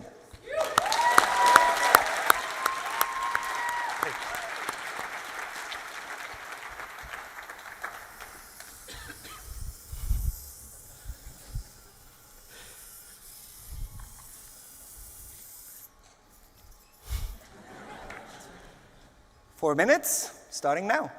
Good luck. Every incredible idea that we have heard today is a demonstration of good STEAM education. STEAM education is more than just learning about maths or doing well in sciences. It's about developing essential 21st century skills like critical thinking, problem solving, and creativity. At the same time, the World Economic Forum shares that in the next decade, the 5 top most required skills are the same skills developed through STEAM education. That's why STEAM education has become a fundamental need for the next generation, especially in the age of AI. But the reality is that there are nearly 1 billion children who are growing up without access to STEAM education, and there are 2 main reasons behind this. 1, current STEAM education infrastructure is ridiculously inaccessible. It's either too expensive or too complex for public schools to be using it. And 2, there's simply not enough teachers who can teach these things. Because if you can teach coding and robotics, you will not be teaching in a public school. And Stickum is here to change that. To tackle these 2 problems, we've created a STEAM kit and paired it with an online platform for teachers. Our STEAM kit consists of geometric connectors, chopsticks, and electronics that can be controlled by any phone, any tablet, and even the ancient computers you had in your schools growing up. This all comes together into a STEAM kit that is so intuitive that even 9-year-olds can create robots like this on their own. For teachers, Stickum Academy provides ready-to-use lesson materials that are self-directed and aligned with their local curriculum, empowering any teacher from any school to conduct their own STEAM lessons. With these products, Stickum is now in 11 different countries, providing quality STEAM education to over 12,000 students by empowering over 1,200 teachers to teach it with confidence. And these numbers just keeps growing up. In fact, we are growing faster than ever before. We have achieved 100% month-on-month growth over the past 3 months, generating a total of $89,000 in revenue. But this is just the beginning. We have new schools constantly signing up, but we also have 90% of our existing schools repurchasing every single year. Why? Because teachers understand they can teach better with Stickum while also having real learning outcomes. But don't take it from us. Take it from the public school teacher who won an Outstanding Innovators Award, or the rural school in Uganda who ranked first in the country after using Stickum. These prove that the methodologies that we have developed with top-tier research teams from Singapore are effective. With that, how we work with schools is that they buy our STEAM kits for a one-time cost and then subscribe to our online platform for a yearly fee. And it gets even more affordable down the line because these kits are reusable. Beyond just affordability, our competitive edge is that no other product out there is able to engage schools without STEAM teachers. For us, what we do is that we provide STEAM education to any school that do not have STEAM teachers. With that, we have generated nearly $500,000 in revenue, completely bootstrapped, while still in school. And guess what? We just graduated. Imagine what we'll be able to do with $1 million.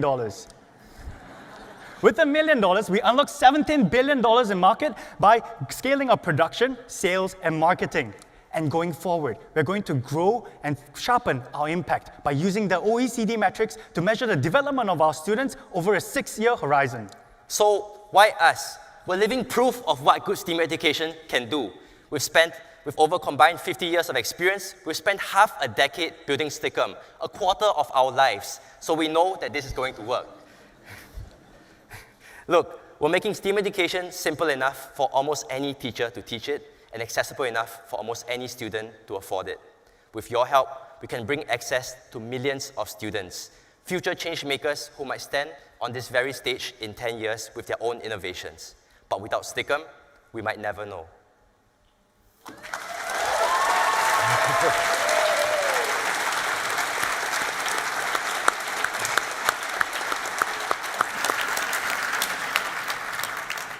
Congrats, Stickum.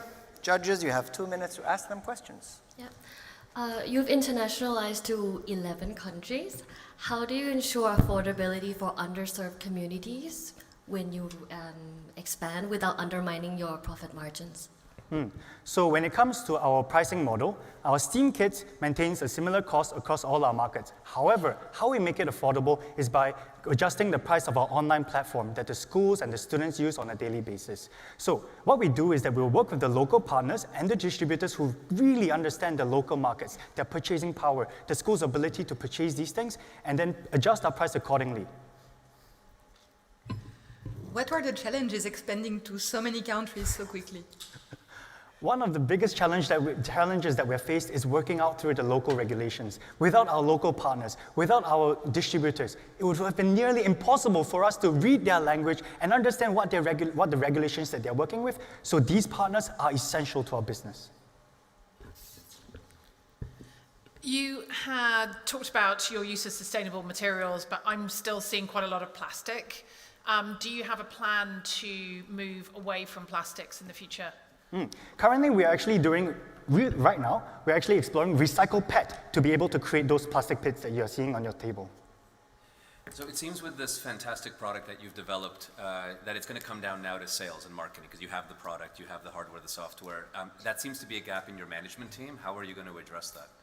So we have advisors who are really, really experienced in strategic business development as well as scale and growth. And of course, when we reach that stage, we'll be hiring the necessary talent to make sure that we'll be able to fill that gap, especially with $1 million.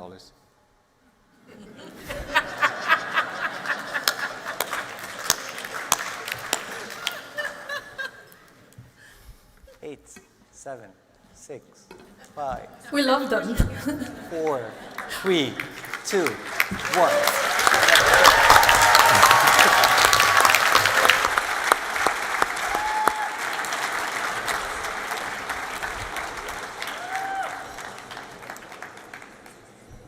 That was it. That was the Hult Prize 2025 Global Finalists. Please join me in giving the biggest round of applause of the day to the 8 finalists.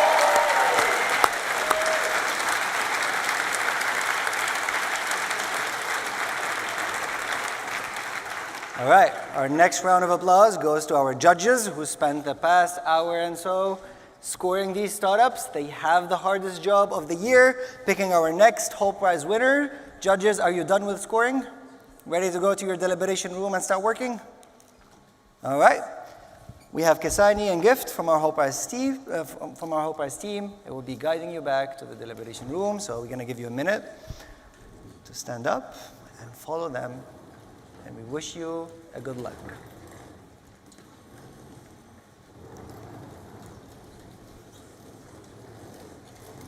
Let's give them one last round of applause.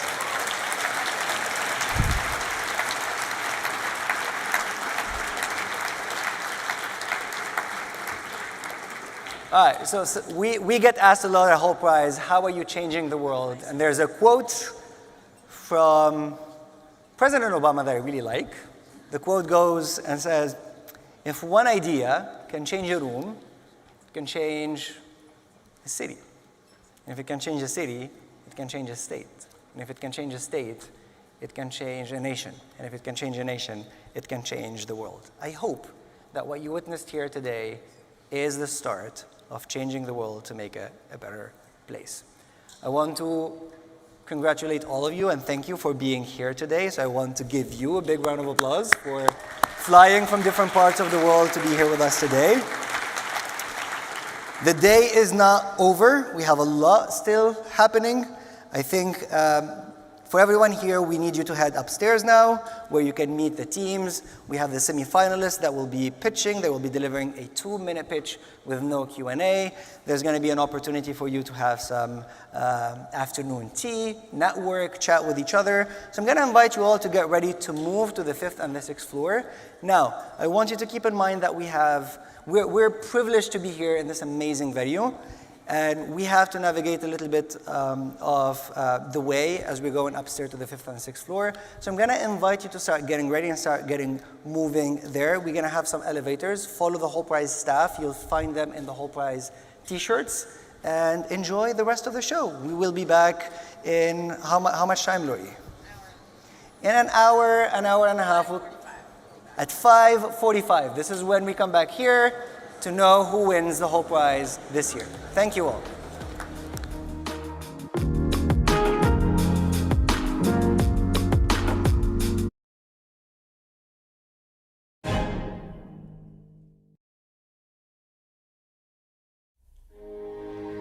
Hello, world. Hello, dawn. Hello, day. Hello, new time zones and new beginnings. Hello, hot. Hello, cold. Hello, old. Hello, new. Hello, sunscreen. Hello, face mask. Hello, fermented beverage.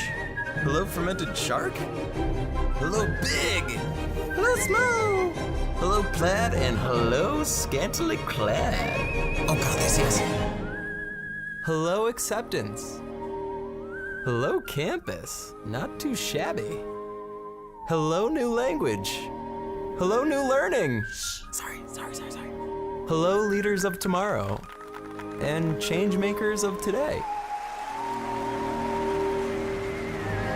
Hello, dreams come true. Hello, nightmares. Hello, snack time. Hello, dessert.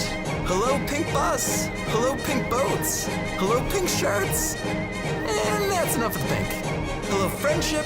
Hello, teamwork. Hello, compassion. Hello, harmony. Hello, hugs. Hello, oneness. Hello, world.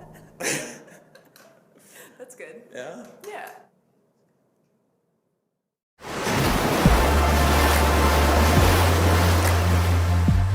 Hey guys, I'm Will. And I'm Nick. And this is the Ocean Bottle. The only bottle you'll ever need. Every ocean bottle you purchase funds the collection of 25 pounds of plastic, stopping 1,000 plastic bottles from entering the ocean. Collectors in coastal communities around the world worst affected from plastic pollution are able to collect and exchange this plastic for money and get access to social resources such as healthcare, education and financial security. It's a win-win for both people and planet. Together, since 2019, we've funded the collection of over 20 million pounds of plastic from our ocean. That's like filling 200 statues of liberty entirely with plastic bottles.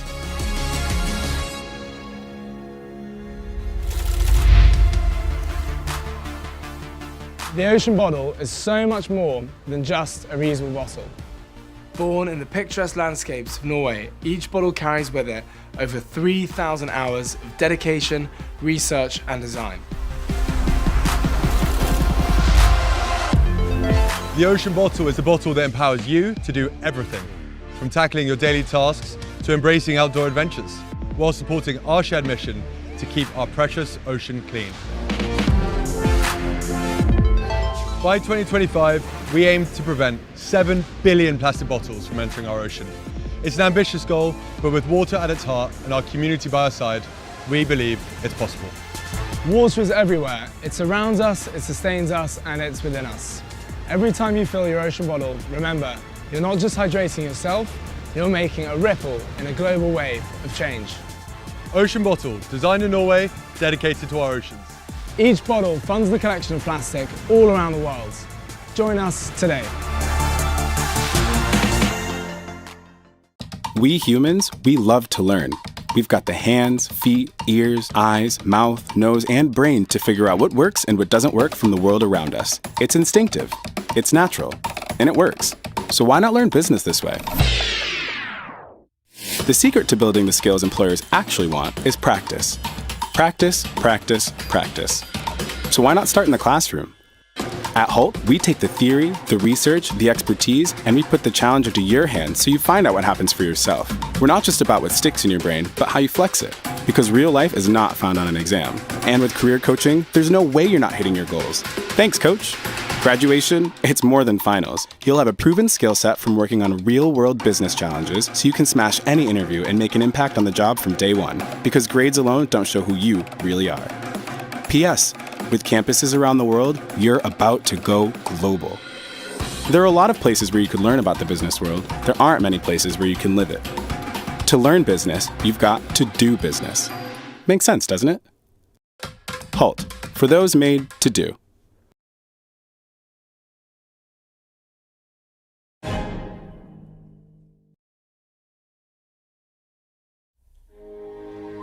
Hello, world.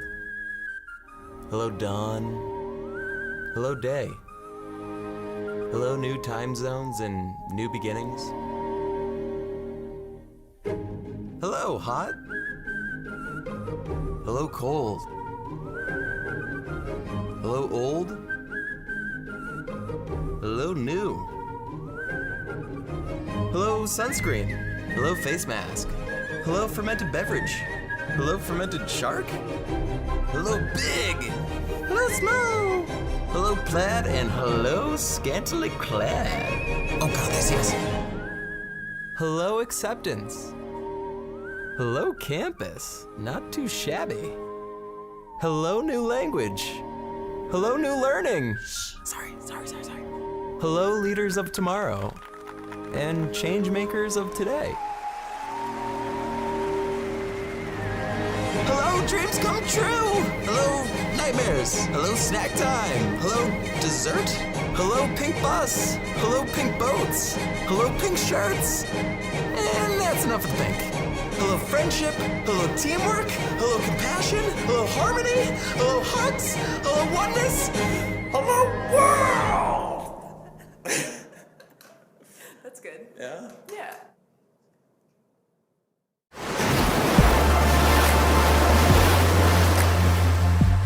Hey guys, I'm Will. And I'm Nick. And this is the Ocean Bottle. The only bottle you'll ever need. Every ocean bottle you purchase funds the collection of 25 pounds of plastic, stopping 1,000 plastic bottles from entering the ocean. Collectors in coastal communities around the world worst affected from plastic pollution are able to collect and exchange this plastic for money and get access to social resources such as healthcare, education and financial security. It's a win-win for both people and planet. Together, since 2019, we've funded the collection of over 20 million pounds of plastic from our ocean. That's like filling 200 statues of liberty entirely with plastic bottles. To the Hult Prize 2025 Global Finals. We're joining you live at the Tate Modern in London. My name is Zain Hussein. My name is Carlos Naya. And we are going to be talking to some of the finalists that you just saw pitch today. We're also going to be seeing a bunch of other cool things as well. Yes, we have a lot of cool things planned up for you while the judges are deliberating and they have the toughest decision of choosing who is going to be the $1 million prize winner of the year. And the finalists have just come off stage. They're nervous, they're excited, and we have this huge room in front of us where everyone, all 500 people who are joining us today, are going to be talking to each other, getting to know the other startups, Hult Prize, and everyone else who's in the room. And with that, I think we can start talking to some of the founders. So we're going to have our very first team that you might have seen pitch. Sarah Technology is going to be joining us. Yeah. Gia, guys, come on stage. Good to see you. How are you doing? Good. No, feel free to join us. So you just got off of stage about like maybe 15, 20 minutes ago or something? Yeah, how are you feeling right now? Relieved. Relieved. So relieved. Yeah. And so how many times would you say you've pitched in the accelerator so far? God, like count like the late nights. Yeah. Like 200, like 500, I don't know, like so many times. Yeah, and all for this big day Yes. that you did today. Did it go the way you kind of felt you wanted to go as well? I think much better. Yeah. But I also didn't expect to be so emotional on stage. Like watching the Road to Finals video, I started crying in the room. Yeah. And then when the judge asked us what's success meant to you, I just felt goosebumps in our body. Like I don't know. It was just such an emotional pitch that we didn't expect. 100%. I think that was the moment where we all heard your true story of why you're genuinely doing what you're doing. And in the pictures, you also mentioned you have a son. Yes. Right? Is your son watching the stream or is going to be watching Maybe. at some point? What time is it in the U.S.? But, yeah, no, definitely. He must be proud. And we have, tons of people watching the live stream right now. Some who are maybe interested in the Hult Prize, some who've participated before. For any kind of current students who may be watching, what's one kind of takeaway that you'd mentioned they will walk away with from the Hult Prize that you've now experienced? I honestly, from the Hult Prize, we both felt like we were challenged in so many different ways that we thought things that weren't possible in the very first day and now like much more possible. So I feel like just try your best out there. And then also whatever goal you set, you just set it 10 times harder. We learned that from Zane. And then even if you don't hit the goal, you're like twice as much as got there. And so thank you, Zane, for that. No problem. And after this, you're flying back to New York. And San Francisco. What's the next week looking like for you guys? What are you planning? We're back to work. Back to work, back to building, Sarah. On day one. Nice. Well, we love to see it. Best of luck with it, and we're going to find out soon who's taking the $1 million. Thank you, guys. Let's go. Thank you. All right. Congratulations. Of course. We have another one of our finalist teams joining us. They are the locals. They are from here in London. They have a big crowd supporting them. Please welcome Lear Labs. All right. I'm going to give you one of you guys. Okay. Yeah. Thank you.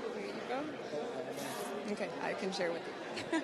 So, you guys just got off the stage. How are you feeling? What are the emotions you are going through right now? Well, I think that was one of the most exciting things we have ever done in our lives, for sure. Absolute roller coaster of emotions, from super hard to breathe because we were so excited to absolute in our zone and dancing, and now it just feels like relief, excitement, and just a beautiful feeling. So tell me more about those pre-pitch rituals that you guys have, because you guys became pretty popular at the accelerator with your pre-pitch rituals. What is it that you like to do? Well, I think it started with the fact that we all realized that we were becoming quite nervous right before the pitch, and we were saying okay, how do we as a team start kind of loosening the nerves? So we started dancing, and now it's kind of becoming a ritual. Right before going on stage, we just start dancing. And it's been working quite well at that for now. Dancing and Does music. that mean that our pre-pitch ritual will become our pre-callbacks ritual, and we need to do a quick little dance to release our energy? I think it's important. I think it's important, yeah. How do you feel about going back to the judges for callbacks? I'm quite happy about it. Yeah, we're very excited. I think as a team, last callback was pretty hard to get to the finals. Because all the semi-finalists that are going to be seen are so incredible and also deserve to be in this stage. So we expect this callback to be tough, but at the same time, we deal with that pressure quite well, and I think we'll enjoy it more than anything. Last question is, how are you going to be celebrating tonight your success? Because regardless of what the outcome is, you guys should be incredibly proud of everything that you've accomplished. I think we didn't have time to make any plans. But I'm sure there's a plan out there that is waiting for us to celebrate and just go out, have fun in London nightlife. Maybe next week you'll get some sleep, because I know you've had a lot of sleepless nights. Yes.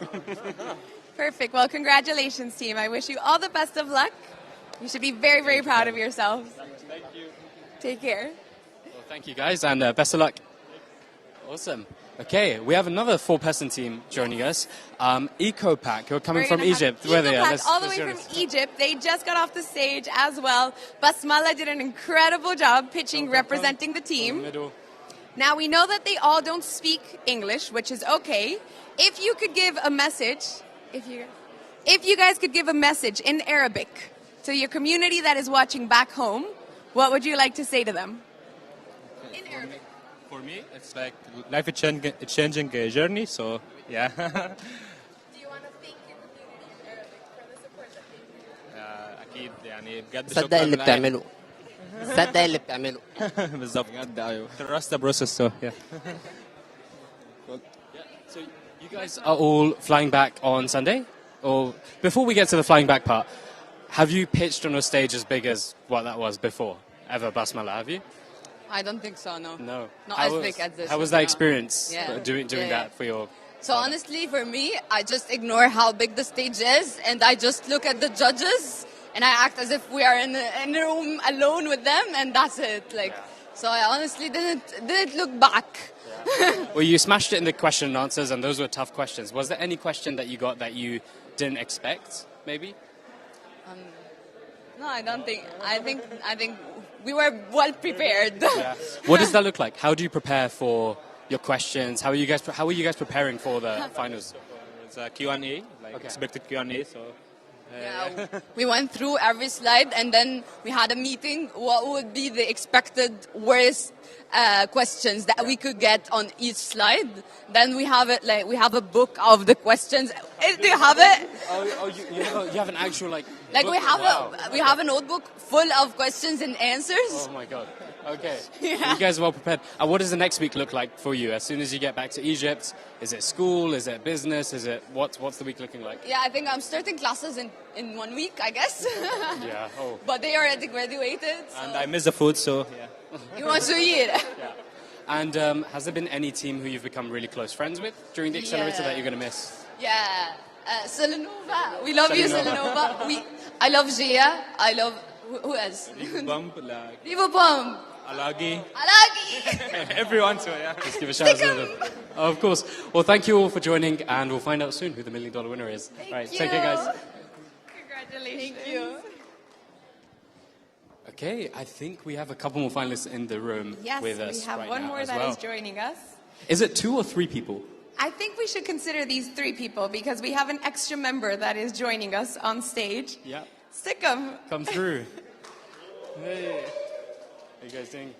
Okay. So, tell us more about your robot. Does he have a name? This is a Sticky. It's called Sticky. Do you want to show us a little bit of what Sticky was doing on the stage? So Sticky was programmed to go across the stage, turn to the judges, and wave high. And it was supposed to be synchronized with us so that we would match all the highs together. Oh, so when you were waving, Sticky was waving at the same time. How did you decide the name Sticky? Straight from Stickum? You want to answer this? Yeah, so Stickum connectors, the characters that we have are called Stickies. So this is just one of the characters that we have. And I remember one of the fun facts about you guys is you were in kindergarten together at some point. And then at some point you were in robotics competitions as rivals, and now you're working together. What was the first encounter you remember where you found each other and were like, wait, did you recognize each other from kindergarten? So I recognized him because I saw him at the robotics competition. I was like, oh, that's the very, very strong team. We're like the Joker team, just always messing around. He's a strong team, just like, go drive it there, win the competition. So our co-founders are the ones that we know from kindergarten, and he was from the robotics competitions. And then there was a moment where you both decided, we're going to build this company together. Who asked who out? How did it go? So Adam saw my Instagram stories where I was publishing the very first rugged connector about Stickum, and he was like, hey, what is this? And immediately I was like, okay, this guy can do robotics. Let me ask him to help me build something crazy. So I was like, okay, I'll pass you a kit. Go build something crazy and show me what we can do with Stickum. Oh, wow. Incredible. Well, with that, I think we're going to give you the time to just enjoy, meet other people, and we'll be finding out soon who's taking the $1 million. Congrats, guys. Well done. Congratulations and best of luck. Okay, and I think those are the 4 finalists who we were speaking to right now. Alongside the top 8 finalists, we had 16 other teams who have been building remarkable startups. And they're with us here in the room today. They're also going to be pitching, and we're actually going to be inviting them soon to be showing you all their ventures, what they're building. And before that, we're just going to take a 2-minute break to let you settle in, grab a cup of water, and then we're going to move over shortly for you to see their pitches as well. See you all in a couple of minutes.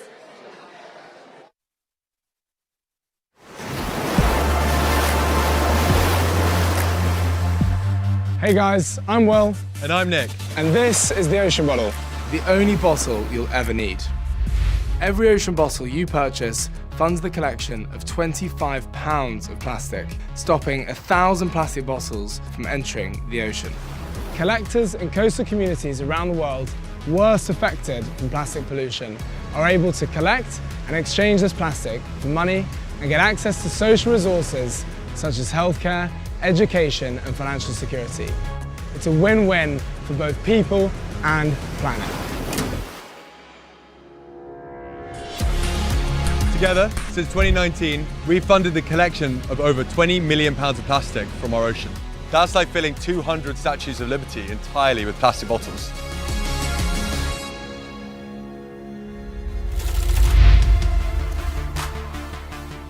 The Ocean Bottle is so much more than just a reusable bottle. Born in the picturesque landscapes of Norway, each bottle carries with it over 3,000 hours of dedication, research and design. The Ocean Bottle is the bottle that empowers you to do everything, from tackling your daily tasks to embracing outdoor adventures, while supporting our shared mission to keep our precious ocean clean. By 2025, we aim to prevent 7 billion plastic bottles from entering our ocean. It's an ambitious goal, but with water at its heart and our community by our side, we believe it's possible. Water is everywhere. It surrounds us, it sustains us, and it's within us. Every time you fill your ocean bottle, remember, you're not just hydrating yourself, you're making a ripple in a global wave of change. Ocean Bottle, designed in Norway, dedicated to our oceans. Each bottle funds the collection of plastic all around the world. Join us today. We humans, we love to learn. We've got the hands, feet, ears, eyes, mouth, nose, and brain to figure out what works and what doesn't work from the world around us.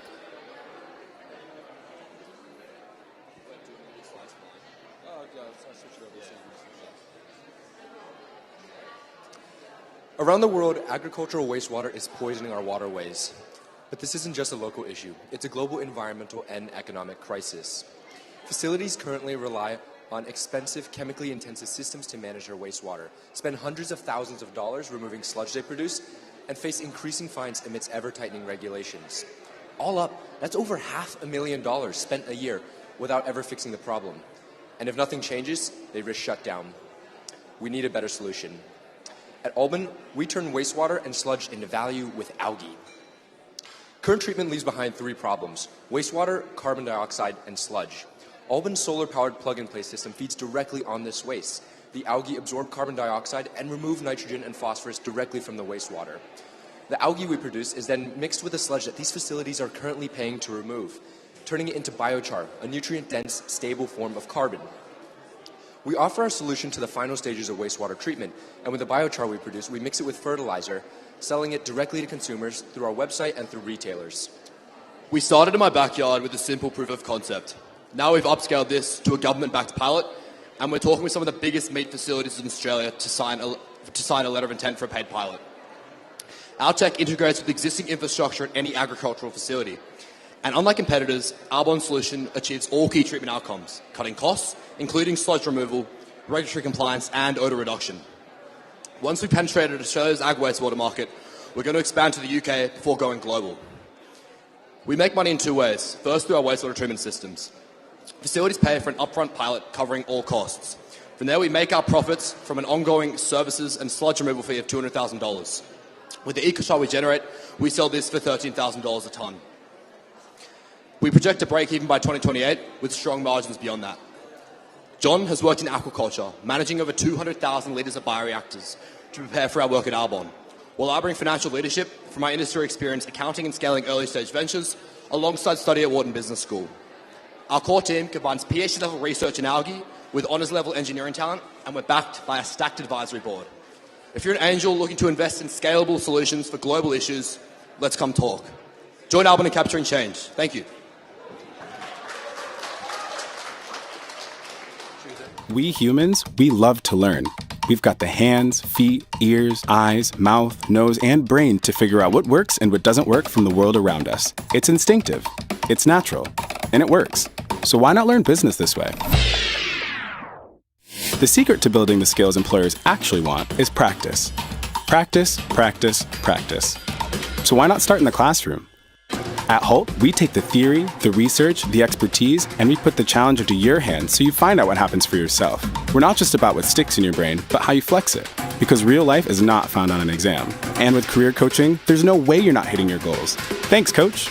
Graduation, it's more than finals. You'll have a proven skill set from working on real-world business challenges so you can smash any interview and make an impact on the job from day one. Because grades alone don't show who you really are. P.S. With campuses around the world, you're about to go global. There are a lot of places where you could learn about the business world. There aren't many places where you can live it. To learn business, you've got to do business. Makes sense, doesn't it? Hult, for those made to do.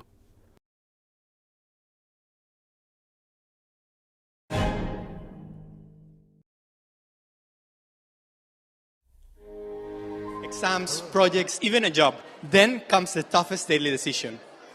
What do I eat today? Go outside and overpay? Go for fast food that drains your health? Or settle for the same basic option? And this isn't just inconvenient, it's dangerous. Around 40% of the population of Latin America will be obese by 2035, driven largely by poor diets. So we built Fresh It, a chain of mini restaurants that serve healthy, affordable meals always close to you. Here's how it works. We work with certified supermarket kitchens that prepare our bowls. Then we deliver up to 60 meals per delivery, making our logistics super efficient. And then students select their bowl, leaving us a 38% margin. They choose us because, of course, we're fresh and delicious. We're 25% cheaper. But among everything, we have a huge community and an unbeatable location. We're always the most convenient choice. Talking about traction, last month we made $45,000 in revenue with just 4 machines. That's $10K per machine.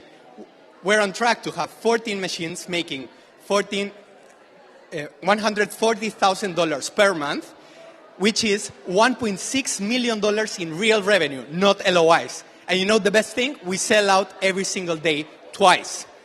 We have a huge community that loves us and is spreading our values and our product, and we're targeting a $3.3 billion market. If we just attend 5% of the service addressable market, we'll reach $34 million in revenue by 2030.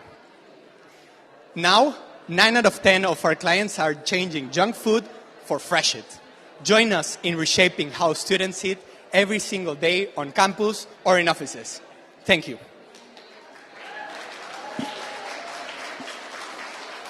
We humans, we love to learn.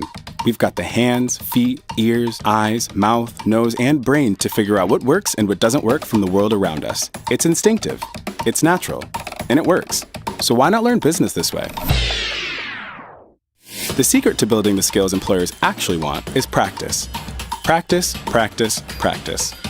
So why not start in the classroom? At Hult, we take the theory, the research, the expertise, and we put the challenge into your hands so you find out what happens for yourself. We're not just about what sticks in your brain, but how you flex it. Because real life is not found on an exam. And with career coaching, there's no way you're not hitting your goals. Thanks, coach. Graduation, it's more than finals. You'll have a proven skill set from working on real-world business challenges so you can smash any interview and make an impact on the job from day one. Because grades alone don't show who you really are. P.S. We all remember the hole in the ozone layer with its peak in 2001. This environmental catastrophe exposes us to deadly UV radiation, contributing to over 60,000 skin cancer deaths every single year. responsible are harmful gases called F-gases. These gases are trapped within insulation foams just like this one here and are all around you, in your home, your car, your fridge. Today, these foams are incinerated or landfilled, releasing the toxic gases into our environment. Alternative solutions are very large, expensive, and energy intensive. So waste managers came to us asking for a solution, which is when we built Monofoam, a compact machine that provides waste managers with technology to retrieve value from end-of-life insulation panels. So this is how it works. The foams enter and are shredded into a powder, releasing the gases that are then stored and safely destroyed, generating carbon credits. The metals that are valuable are then separated, and the resulting polymer foam blocks are ready for recycling. Ethereum's model is B2B, selling monofoam units to waste managers with a 28% profit margin. Additionally, we have a recurring revenue from our insurance and software sales. When through our monofoam sales, we are able to get value to our customers by allowing them to essentially resell the valuable materials, comply with new EU regulations, and also save a lot of money on logistics. For our own value, we are able to get value from the sale of the monofoam units, from the recurring revenue, and future potential carbon credits. Currently, we're working with PreZero, a leading waste manager with over 480 locations just in Europe. And the recycling market is huge. Right now, we plan to launch with PreZero 8 machines just within the Netherlands.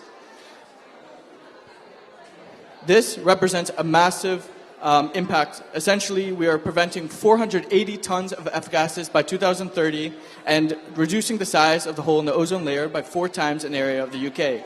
And as an impact scales, so does our revenue. By 2030, we'll have prevented up to $53 million. I think we're good. Thank you. Thanks.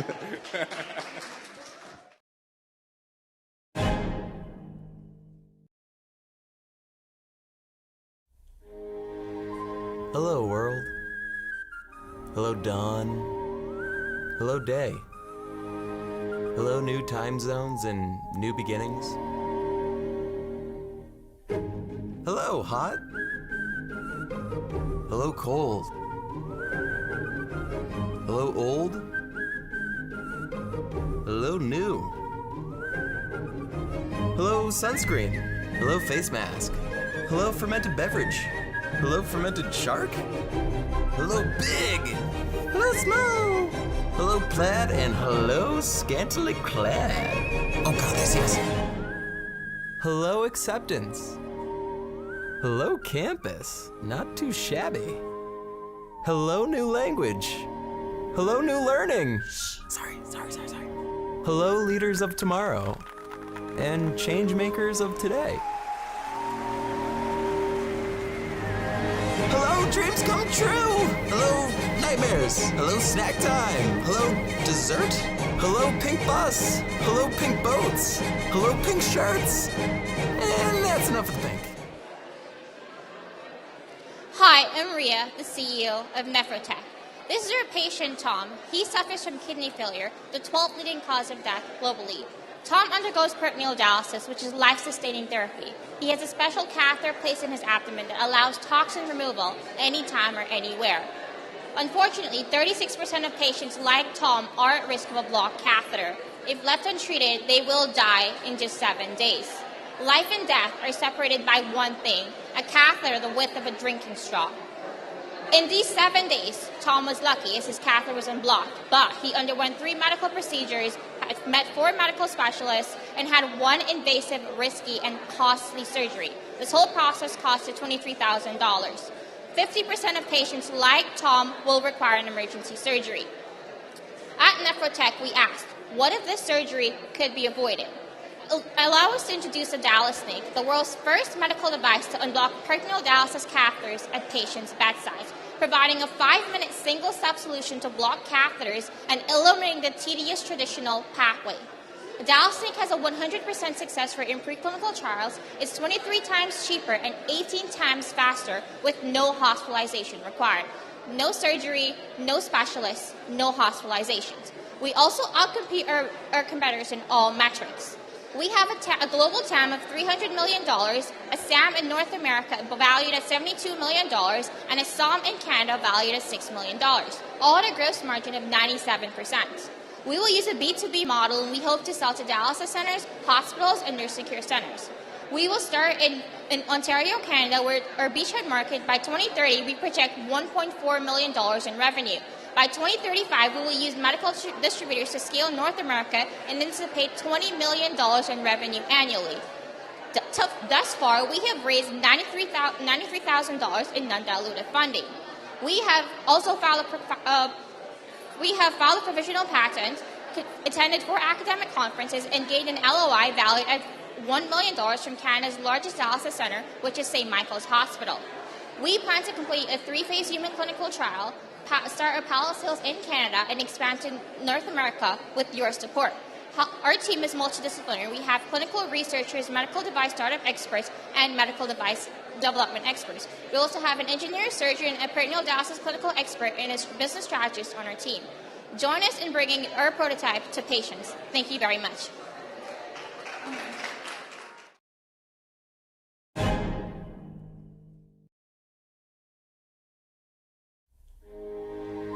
Hello, world. Hello, dawn. Hello, day. Hello, new time zones and new beginnings. Hello, hot. Hello, cold. Hello, old. Hello, new. Hello, sunscreen. Hello, face mask. Hello, fermented.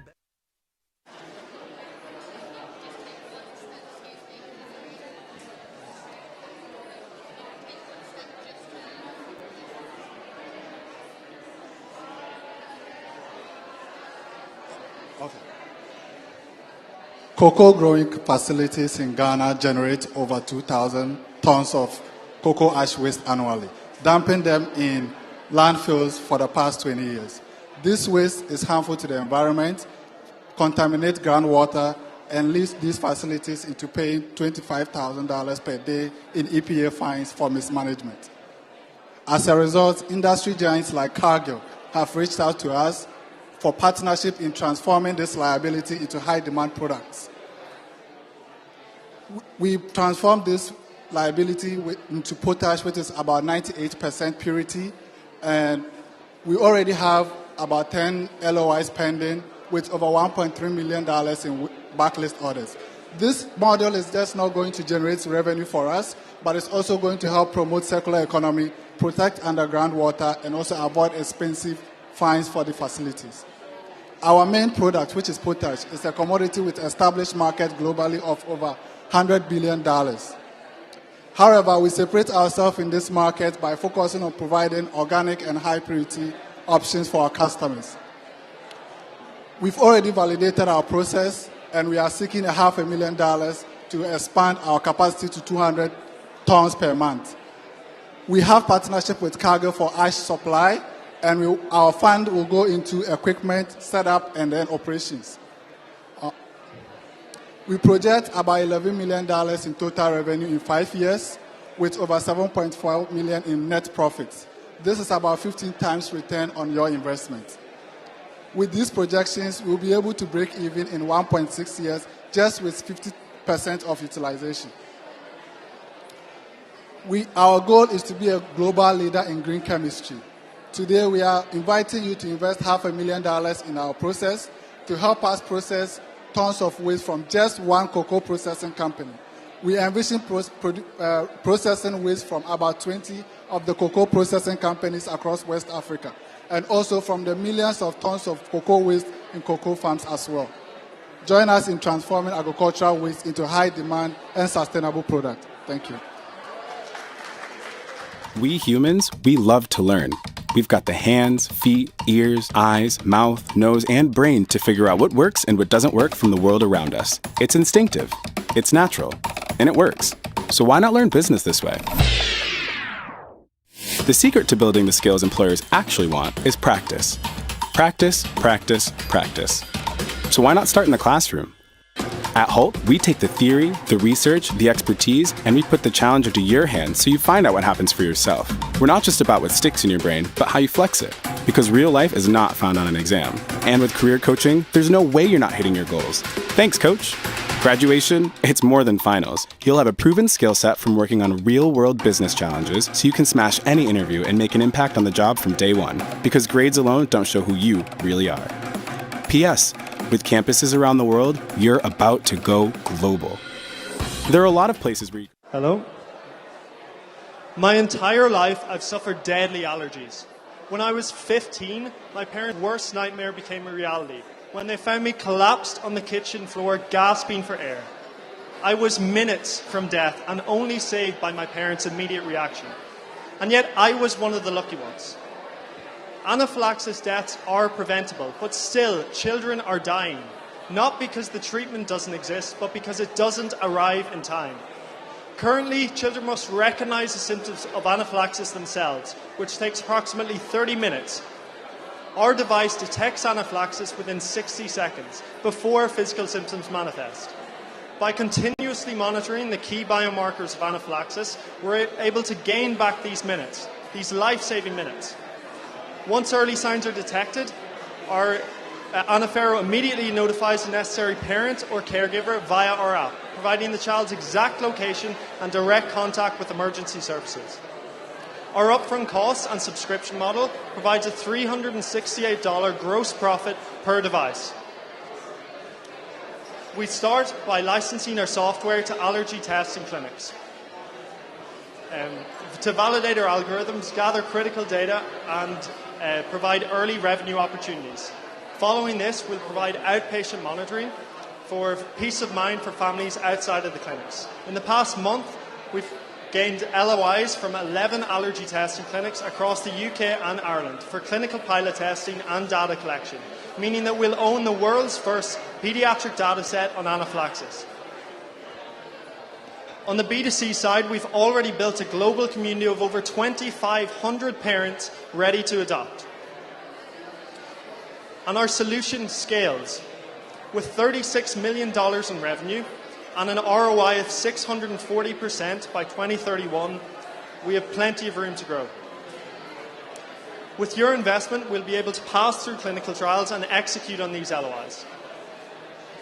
Our team comprises allergy advocates, mechanical engineers and software engineers, and we are the right team to solve the problem. We're backed by clinical allergy researchers, the Senior Policy Officer of the European Federation of Allergy and Asthma, and MedTech co-founders. Delay is deadly. Let's not wait in the solution.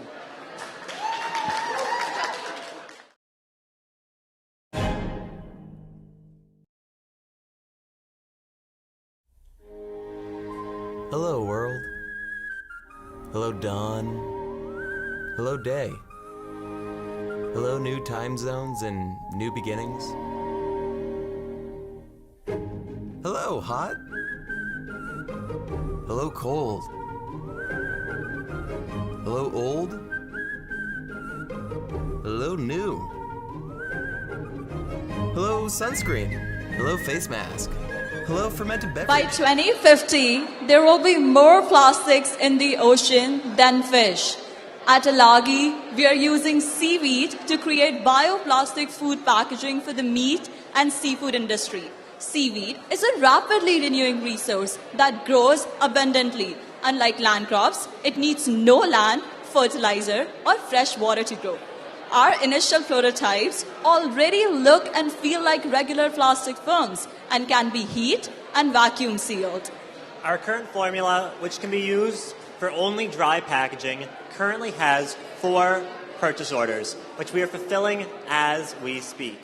As an early stage company, this will give us credibility and testing on the market as we work to finish our final industry-changing product. And this is why, just in the last 4 weeks, we went from 6 to 12 letters of intent that are worth $6.25 million, where one of them came from Sobeys, second largest grocery chain in Canada, and Highliner Foods, third largest seafood and meat producer in the US. Over the last 10 months, Alagi has secured $110,000 through non-dilutive funding and is already in talks with key players in the industry.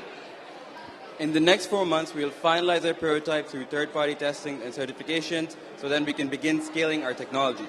And by 2027, we will begin sales with Sobeys and Highliner Foods, who have shown a commitment to replacing 25 million kilograms of their plastic packaging with our material. In just 4 years, we're projecting $50 million by replacing 30 million kilograms of plastics. By 2030, Canada has a mandate to reach zero plastic waste, so companies have no other choice but to buy Alagi. But it's not just about profit. It's about purpose. In the next 5 years, we are projecting that we will replace enough film packaging to cover Manhattan Island 10 times over. A $1 million round of funding would allow us to set up early production, have research and development, and set up our team. Our team brings people from different expertise and is backed by world-class advisors who are helping us in scaling our business and refining our product. So, join us in our mission to rid the world of plastics. We are Team Alagi.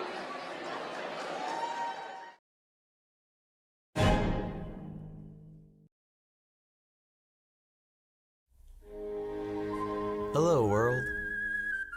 Hello, dawn. Hello, day.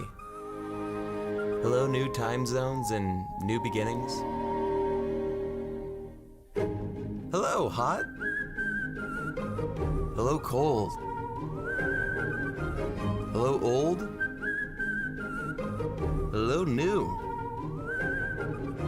Hello, sunscreen. Did you know that the auto care industry produces more than 4 million tons of plastic waste annually? Your average toothpaste comes in a plastic tube and contains microplastics and harsh chemicals. Meet Just Bite. A toothpaste tablet that's plastic-free and chemical-free.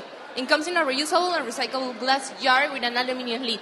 It's 70% lower in carbon emissions and just fun and easy to use. Just bite, brush, smile, anywhere, anytime.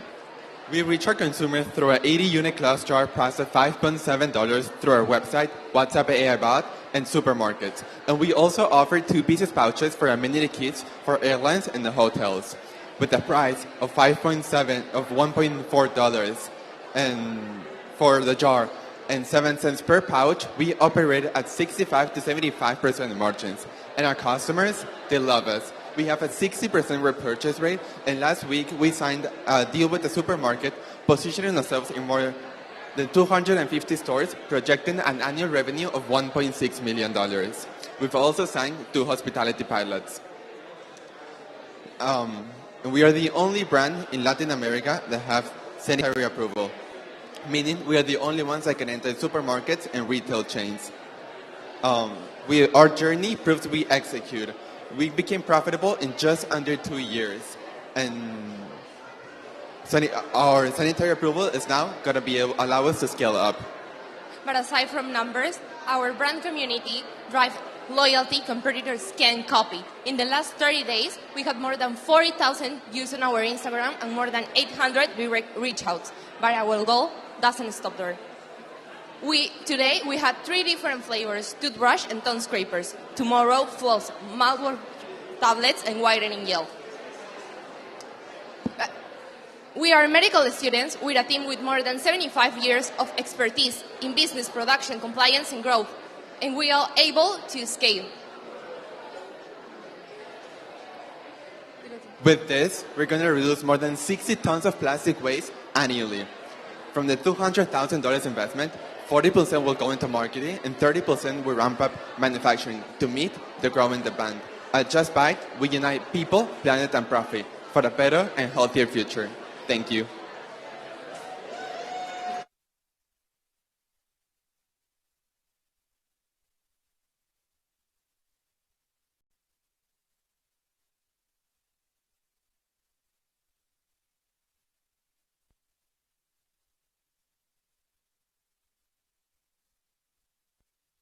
Test.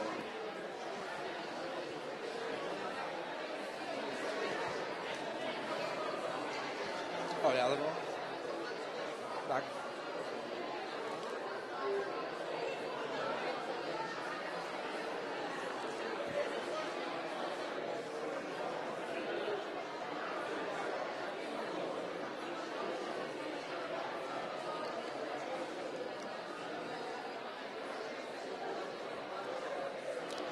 This was the Palisades fire earlier this year in California. In just the first 20 minutes, it went from a single ignition point to over 200 acres in burn. It was a disaster before anyone had seen it coming. But what if we had seen it coming? When seconds matter, why are we 20 minutes behind? It currently takes disaster response 20 minutes to get an accurate map when going into a fire. This is caused by outdated static mapping and a lack of real-time insights. This leads to loss of life, loss of infrastructure, and millions in preventable damages. This is why we built Interlinked. Interlinked is an AI command system to predict ignition, map spread, and deliver response strategies all within seconds. We start by calculating the ignition point, the risks of ignition, the routes firefighters should take, and most importantly, those response strategies. We do this by putting together multimodal data in real time, fusing it, and generating outputs. And those outputs are in the form of response strategies, telling them where to go and when, resource allocation, how to most optimally use their resources, and a human feedback loop, telling them what to do and when. We partner with some of the most reputable data sources in the world, as well as some of the biggest labs back home in Berkeley. We also have 10 ongoing pilots with counties such as Los Angeles and San Diego County in California. We've raised $250,000 in funding so far and $350,000 in compute to build this algorithm pre-seed. This not just works for firefighters. Many other industries can benefit from saving 15 minutes. We do this by charging to the size of the district. The larger the district, more money required, the more data. Our plan for the rest of the year, perfect our pilot programs and convert them into paid pilots next year at California's budgetary meetings. We follow that same model across other fire-prone states and then across the world. Our revenue model reflects that. Most importantly, our team comes from backgrounds in AI research, finance, and disaster research. We're interlinked. Linking insight to impact.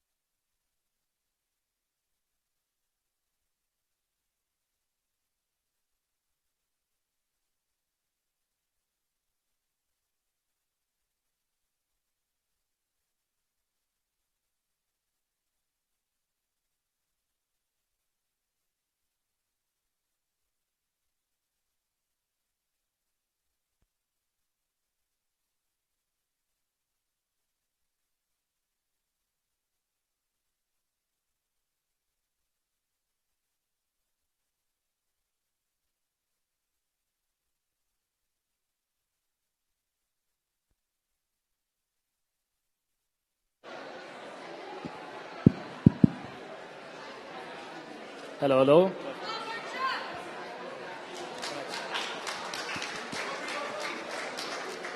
Maji Niohai, water is life. In Kenya, millions of smallholder farmers feed the country. But droughts are longer, harsher, and more frequent. Rainfall alone is no longer enough to sustain crops.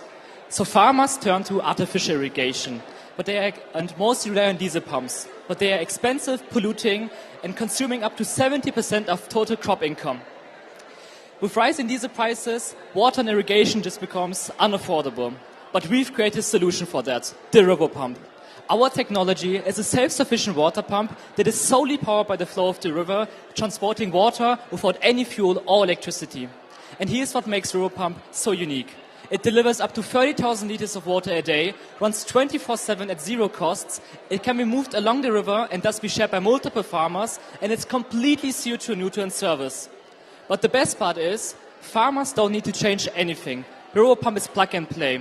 It can directly be installed to existing irrigation systems and can thus instantly replace the diesel pump. The river pump runs on a $70 per month subscription model, each pump generating a revenue of $2,900 over 5 years with a 70% margin.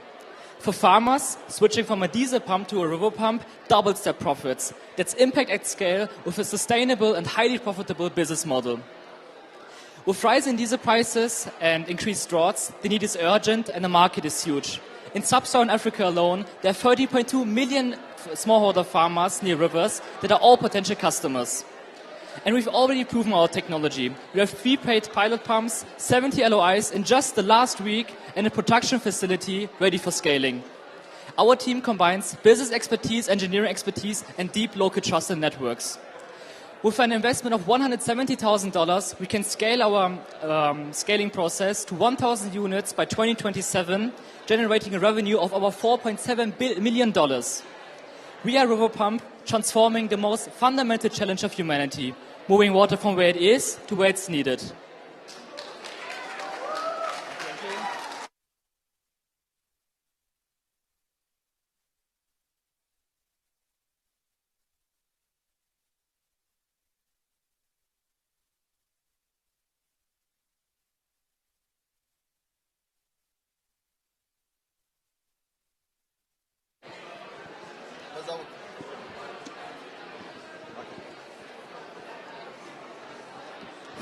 Check. Check.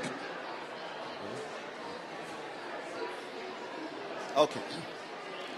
1 out of 10 students pass in university in Ethiopia, but in developed countries, it's the opposite. Why do we have the same potential, but a different future? One, it's because we have a gap in qualified teachers. Only 14% of the teacher pass the national competency exam. And we have limited access to resource. 10 students would share a single book. And we have a gap in capacity of teachers because one teacher would teach 18 students. So we built Exam Time, an e-learning platform that is accessible and affordable with adaptive quizzes, notes, and videos with gamification section to build engagement. And it also works offline for students in underserved region. The need is big. We began in Ethiopia, but students across Africa, South Asia, and South America face the same problems. Our operating cost is 60 cents per student per year, and our pricing is $6 per year. That will give us a sustainable 60% profit margin. And we have launched Exam Time in Ethiopia with only one grade level. We have got more than 100,000 downloads, 30,000 active users, and 8,000 paying subscribers. And we'll be scaling to other countries and going globally by AI personalization and localized content. And we have projected our goals in 5 years, a multi-million goals. To achieve this, our team brings product builders, innovators, and curriculum experts that will prepare and validate all. And we are backed with our partners like MasterCard and STEM Power. Now we're asking $200,000 going to new countries, content expansion, and building our AI model. So, in Exam Time, same potential, same future. Thank you.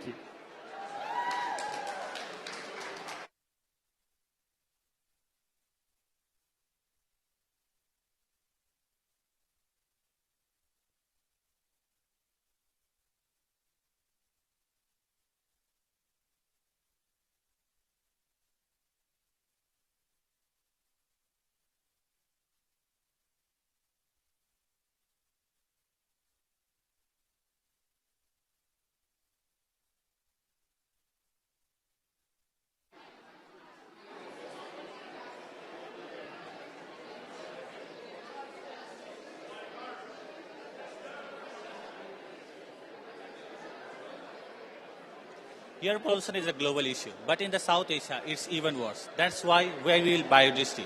Biodiversity is the complete clean air ecosystem that monitors the real-time air quality with 93% accuracy. And with our dashboard, we provide the real-time air quality insights with personalized health and alerts. And with our smart air purifier and filter, we purify the air up to 99% in decreasing the indoor exposure. 3 things set us apart: affordability, coverage, and full ecosystem. We doesn't stop at just giving number. We monitor, predict, purify, and protect, completing the whole cycle. We start with the market when the pain is sharpest. We start with hospitals, schools, office, and retail. Our business revenue comes from device sales, and additional revenue comes from the subscriptions and the dashboard. And the recurring revenue comes from the filter replacements, making us scalable to grow profitably. We are built to scale profitably. By year 5, we are going to have a $50 million in revenue with 65% profit margin, scaling all across the South Asia.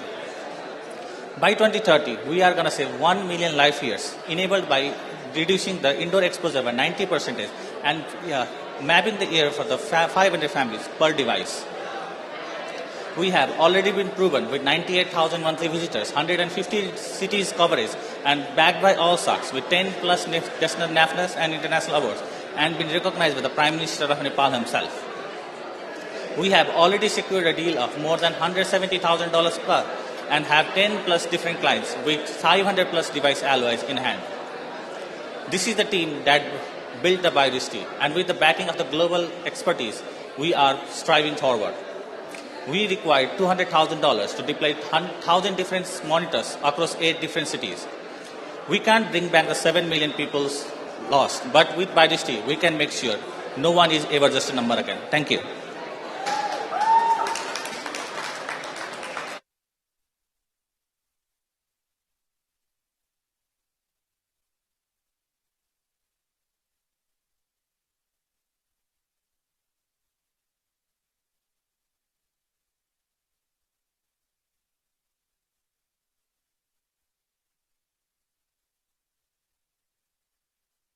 So she'll guide you.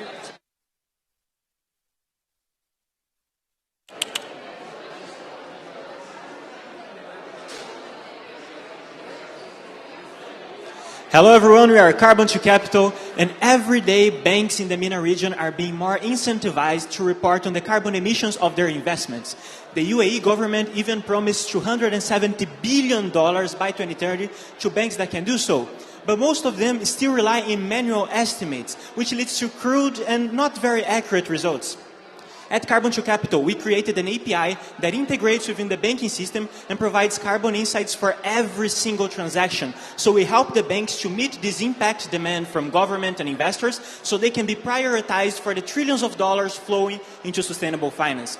But it doesn't only help the banks, it also generates impact through their customers, because now every user gets a personalized carbon footprint with AI-tailored analogies tailored to their lifestyle with carbon-smart alternative so they can actually have an ethos. Our API costs just $200,000, which is far less than what banks already pay for manual and often inaccurate estimates, and we have a healthy 75% profit margin. In just 6 months, we are already incubated by Emirates NBD, which is the 4th largest bank in the MENA region, giving us instant credibility and access to other banks as well. We're in talks with their Chief Sustainability Officer to understand the scope of work and a potential pilot. We've already met their CEO in UK, who's excited to bring it globally once it's validated in the UAE. We're the only ones in the space to receive a grant from the UAE government, and we've met with the environmental agency to compliance. In terms of our product, we're the only ones providing highly accurate localized emission data and the only ones helping banks use this reduce their emission data as well. The $1 million we'll receive will ensure that we can scale frictionlessly by investing it in product, research, development, as well as certifications. We're 4 co-founders and we have complementary experience from product to business development, and we're supported by experts in the field of banking to sustainability. So together, let's make carbon, every transaction a carbon action.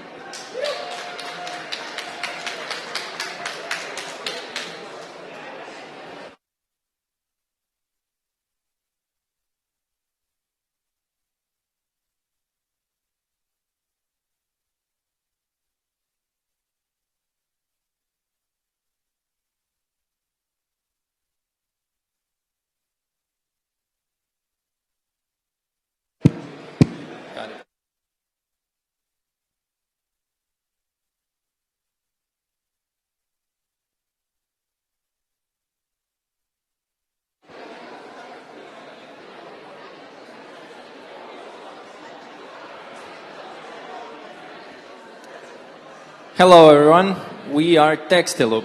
I hope that the name indicates for itself that we're trying to provide this new economy of textiles that's going to be circular. The current problem is that all of you here think that this on the left side is a t-shirt, this 3D volume we wear to embellish ourselves as a species. But from the industry's point of view, it is this on the right 2D surface that's being only 60% the actual t-shirt itself, while the remaining red surface being waste, something that's going to be thrown into our environment. Actually, the scale of the problem is that quarter of all the raw input material going into the production is going to be leftover, spillover waste material. That is some counter value of $100 billion drizzling from the industry each year. We are here to provide a protocol of this pan-European smart AI platform for you to get connected to every textile industry collaborator in Europe. For you to zoom into a country, see the list of collaborators, pick one, see their manufacturing stats, see the materials that they're operating with, and just drag and drop your work order for collaboration. Basically, then, our algorithm comes into play and takes part as it joins and intertwines your work order and the company's work order for them to be both as efficient as possible, saving you from the procurement losses, saving them from leftover materials ending up in their stock, and also making both of your work orders more efficient. On average, saving up 25 cents per dollar and saving every fifth meter in procurement losses and waste handling material. Also providing you with the statistics of all of your manufacturing plant in terms of how much you have saved in procurement, fabric efficiency, profit margin, how close were you for the time to market, and of course, how well were you doing in the textile-to-textile recycling domain. The main thing at the end is to say that we have already been backed by the academia for the proof of work of plus 7% in efficiency and won a research grant of $300K. We're right now looking for pilot facilities. Thank you.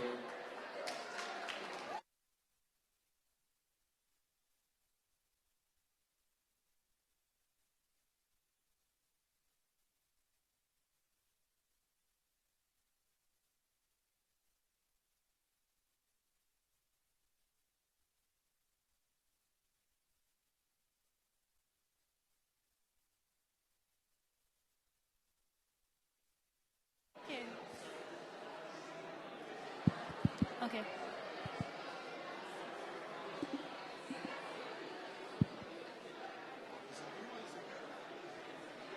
Okay. Hi everyone, I'm Tanvi from Greenery, and we supercharge plants to purify air 100 times faster. Indoor air pollution causes 3 million deaths every single year, making it the biggest environmental health risk.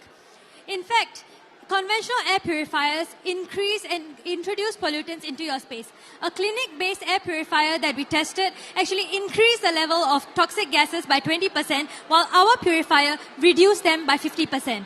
Nature is still the best air purifier according to NASA and hundreds of other researchers. It cleans air using a process called phytoremediation. Imagine that first breath you take when you step into the forest. However, if you just wanted to use plants, you would need too many. In fact, one every 1 square feet. And at that point, your office would look more like a jungle.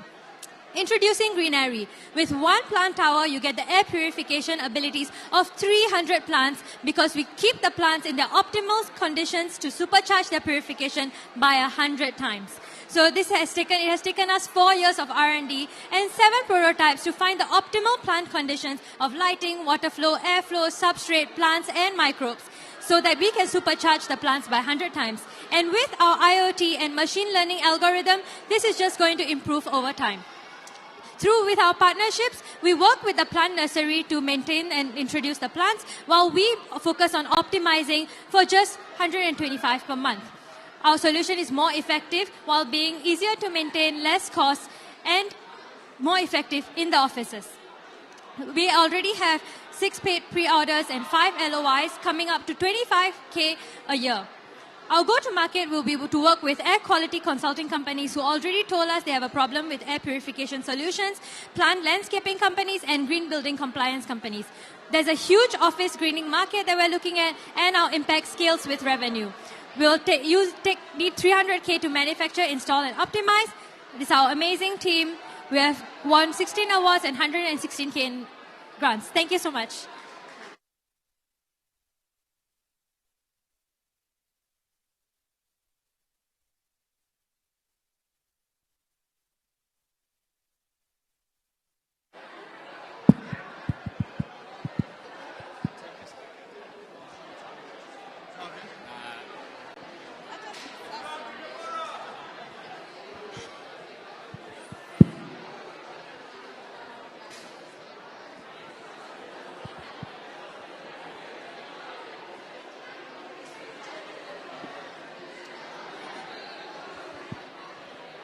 Now imagine earning less than $730 a year and having to spend 70% of that income to get rid of a plant that you never wanted or never cared for. This is the reality for millions of farmers in Africa, where the cactus plant has covered hundreds of thousands of acres. We have taken the cactus plant and converted it into a juice and other products that are very nutritious and taste good. The thing is, our product is fresh, organic, and traceable, making us a favorite for restaurants and retailers. Our target audience is the market, urban health buyers in Africa, and we know that we have got a bigger market in the world, a $250 billion market. So far, we've got juices, concentrates, and powders. And our target to begin with are hotels and retailers.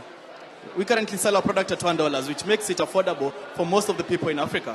Now, so far we've been able to make $11,000 in revenue. We have got $1.4 million in letters of intent. And so far we have started a pilot with Simbisa, the biggest hotel chain in Africa, with over 700 restaurants across the continent. We also have a letter of intent with Niva supermarkets with over 100 stores in Kenya. And you have got the FDA equivalent of Kenya, which is the KEBS. Our cost of production stands at $0.5, and we have a 58% gross margin profit.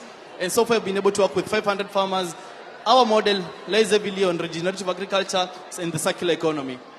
We are asking for $2 million, in that most of it will go to automation, 20% of it the cold chain which is needed for retail, and 20% of it to build our brand and also boost up our marketing strategies. You should see them; they're pretty amazing. And 5% to ensure that we have the same quality that restaurants and hotels across the continent can be able to adopt. For the investors, we promise them 14 times in return on the investment in 5 years. This is the team that will help us scale globally, from mentors and experts from across the globe, and including the Mercedes-Benz board member. So this is it, Nika, born in the wild, made for the world. Feel free to hit us up, and we look forward to working with you.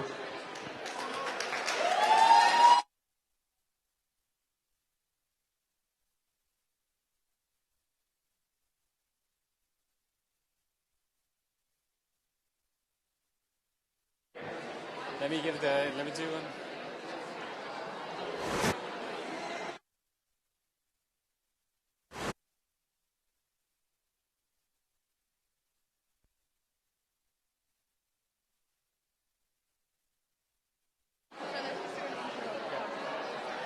All right.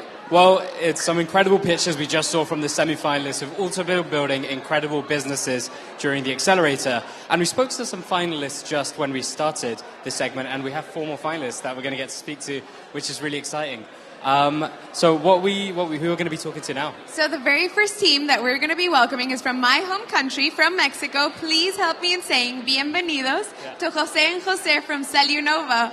Come on, guys. Let's give it up for Celunova.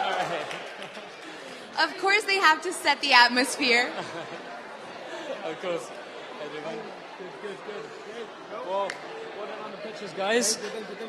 You guys have been building businesses for as long as you can remember.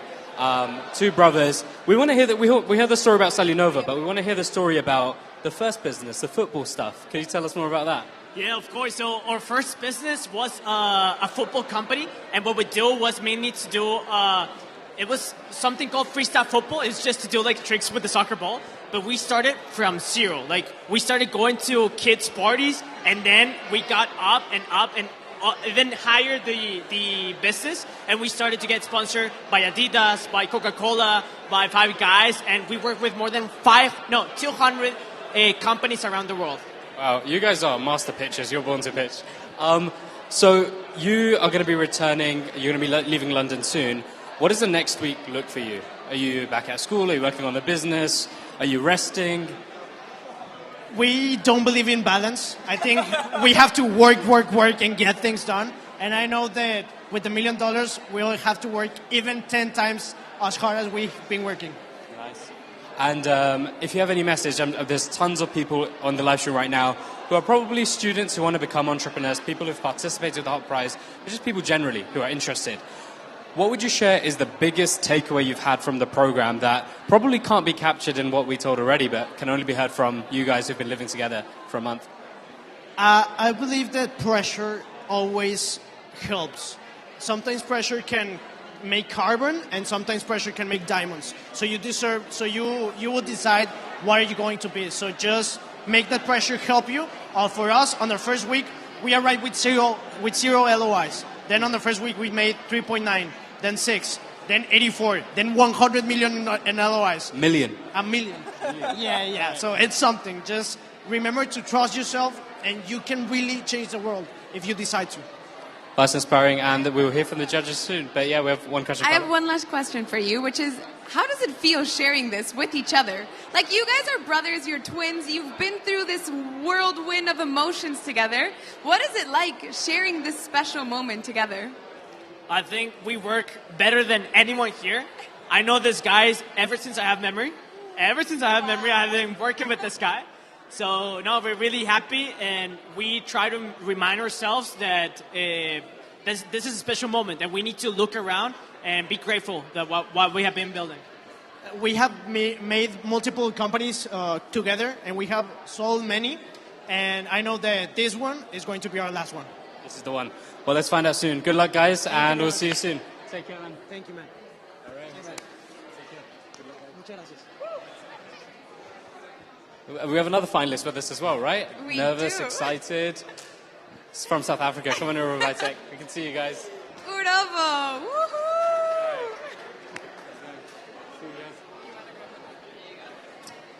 Okay, so you guys have been preparing, I'm guessing, all week for that big stage. And we spoke to Leolabs, who have like a ritual where they're dancing before going on stage, just kind of getting them hyped up and excited. Is there a ritual you guys maybe have to get you hyped or kind of confident before you go and do your big pitches, either this stage or customers or anything? We're going to do it? We got it. We got this. We got this. We got this. A mantra. We've got this mantra that we do and a couple of breathing exercises. Wonder Woman pose, the classics. Like pose. Yeah. Okay. You gotta do the Wonder Woman pose. Yeah. So a couple of those things, classics. How long have you guys known each other? 8 years. 8 years. Yeah, And 8 years. how did you meet and when did you start building the company together?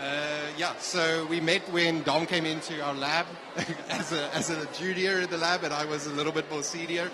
And she was this over-eager ginger scientist, just believing that she can change the world, and here we are, busy doing it.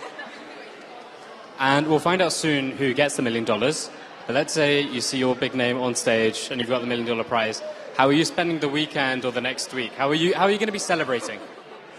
I will be celebrating with sleep on the plane tomorrow morning at 6:30 a.m. You're leaving tomorrow morning? Tomorrow morning at 6:30 a.m. Yeah, and then some time with the wife and my dog at home. That is like the dream at this stage. Yeah, you don't. Well, my flight is also at 8:30, but I'm going to Germany to take the company forward in Europe. I mean, work doesn't stop, but luckily I can experience the world through it. So that's the bonus of being in a startup. Well, exciting and best of luck, guys. We'll be finding out soon who's taking the prize. All right, take care, guys. Congratulations. Best of luck. See you, Dom. And that is not the end of our interviews. We still have a couple more of our finalists that are going to be joining us here for a quick interview. We have up next Secura. All right, welcome, guys.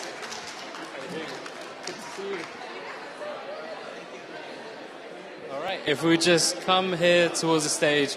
So one of my favorite questions to ask people, especially in doing something which you're building, is building a whole company together. You've been living together, you're spending a lot of time, is when did you first meet, and what was the moment where you decided you want to build this company that now you got to pitch on this massive stage? Oh, yeah. So the first time we met was 2 years ago in college at an event. And we were both just looking for good food. And then we became friends eventually over a period of time. There was a competition. We both were roommates back then. We thought, okay, let's go for this competition. And we together ended up winning the competition. Like, oh, this could be a good company. And let's go on with the process. And then that's how it went. And I think one of the big takeaways from the accelerator is you end up leaving with a bunch of friends who you end up missing, you don't know when you'll see again. But is there any reunion you've already planned with any of the teams that you've met here? If I can, we'll do a live M&A with some of the companies. I would love to work with so many companies. Did you say M&A? What? M&A? Yeah. Oh, okay. If it's possible. Yeah. So we would love to meet people. We love to have we love to have a way to have all the companies back together. Even if it's for a day, because it's so exciting to see them. For example, Sarah Technologies in the US, we would hopefully meet them in New York. There are other companies who travel to other competitions, so it would be really nice to meet them. Maybe next year, as when community managers. You never know. Yep. And sorry. I would love to give a shout out to the team that is watching from Illinois Tech, from Kaplan Institute, where we were incubated, to Nijguru Raj, Ashtagi, Varun Tejas, Yogeshwar, Diptanshu, and all of our team, Gaurav, who is our CPO, who left his job at Oracle to do this full time. They are awesome. We don't, we have made all of this business viability and everything. We don't have a single MBA. And I would have the best business team. Our cloud team is exceptional, but we don't have a single cloud engineer. We have learned it all on the way. Doesn't matter, something is required, it is done. We'll get it done. Doesn't matter if we have the people to do it or not. When I was tuning into the live stream, I saw in the comments, Secura, Secura, Secura, Secura. So they're all your fans. And I'm sure they're watching, and soon we'll find out who'll be taking it. Well, best of luck, guys. All right. Thanks so much. Take care. All right, awesome, man.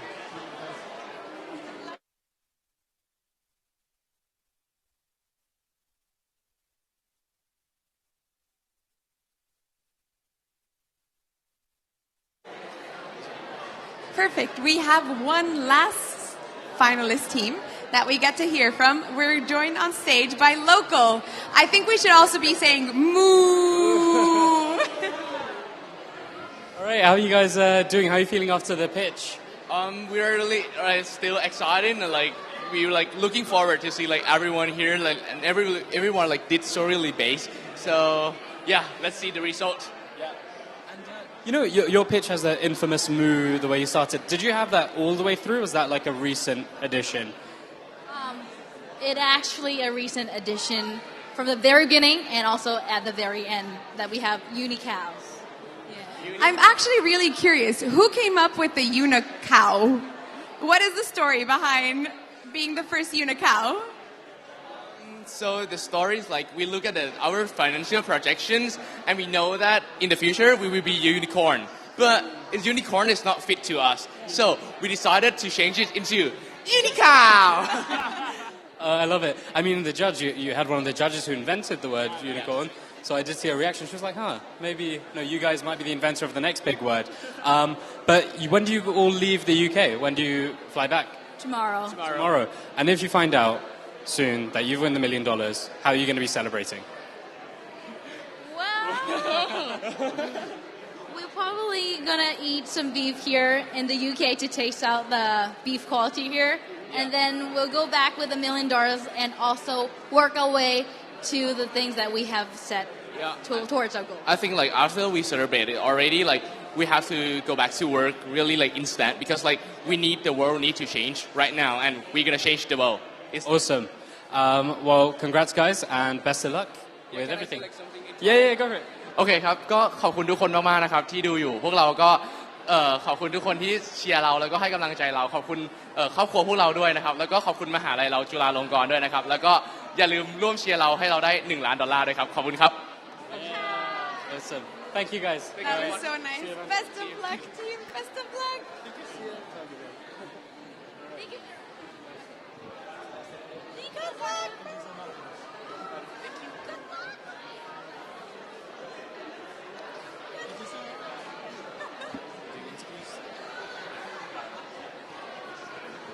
So now that we've heard from all of our finalists, we have a couple of our community members as well that are joining us. I know that you don't see what's happening behind the scenes, but we're surrounded by hundreds and hundreds of people. And a big part of everything that we're able to accomplish each year is thanks to our community members. So I'm very honored to be able to introduce you all our Best Program of the Year award.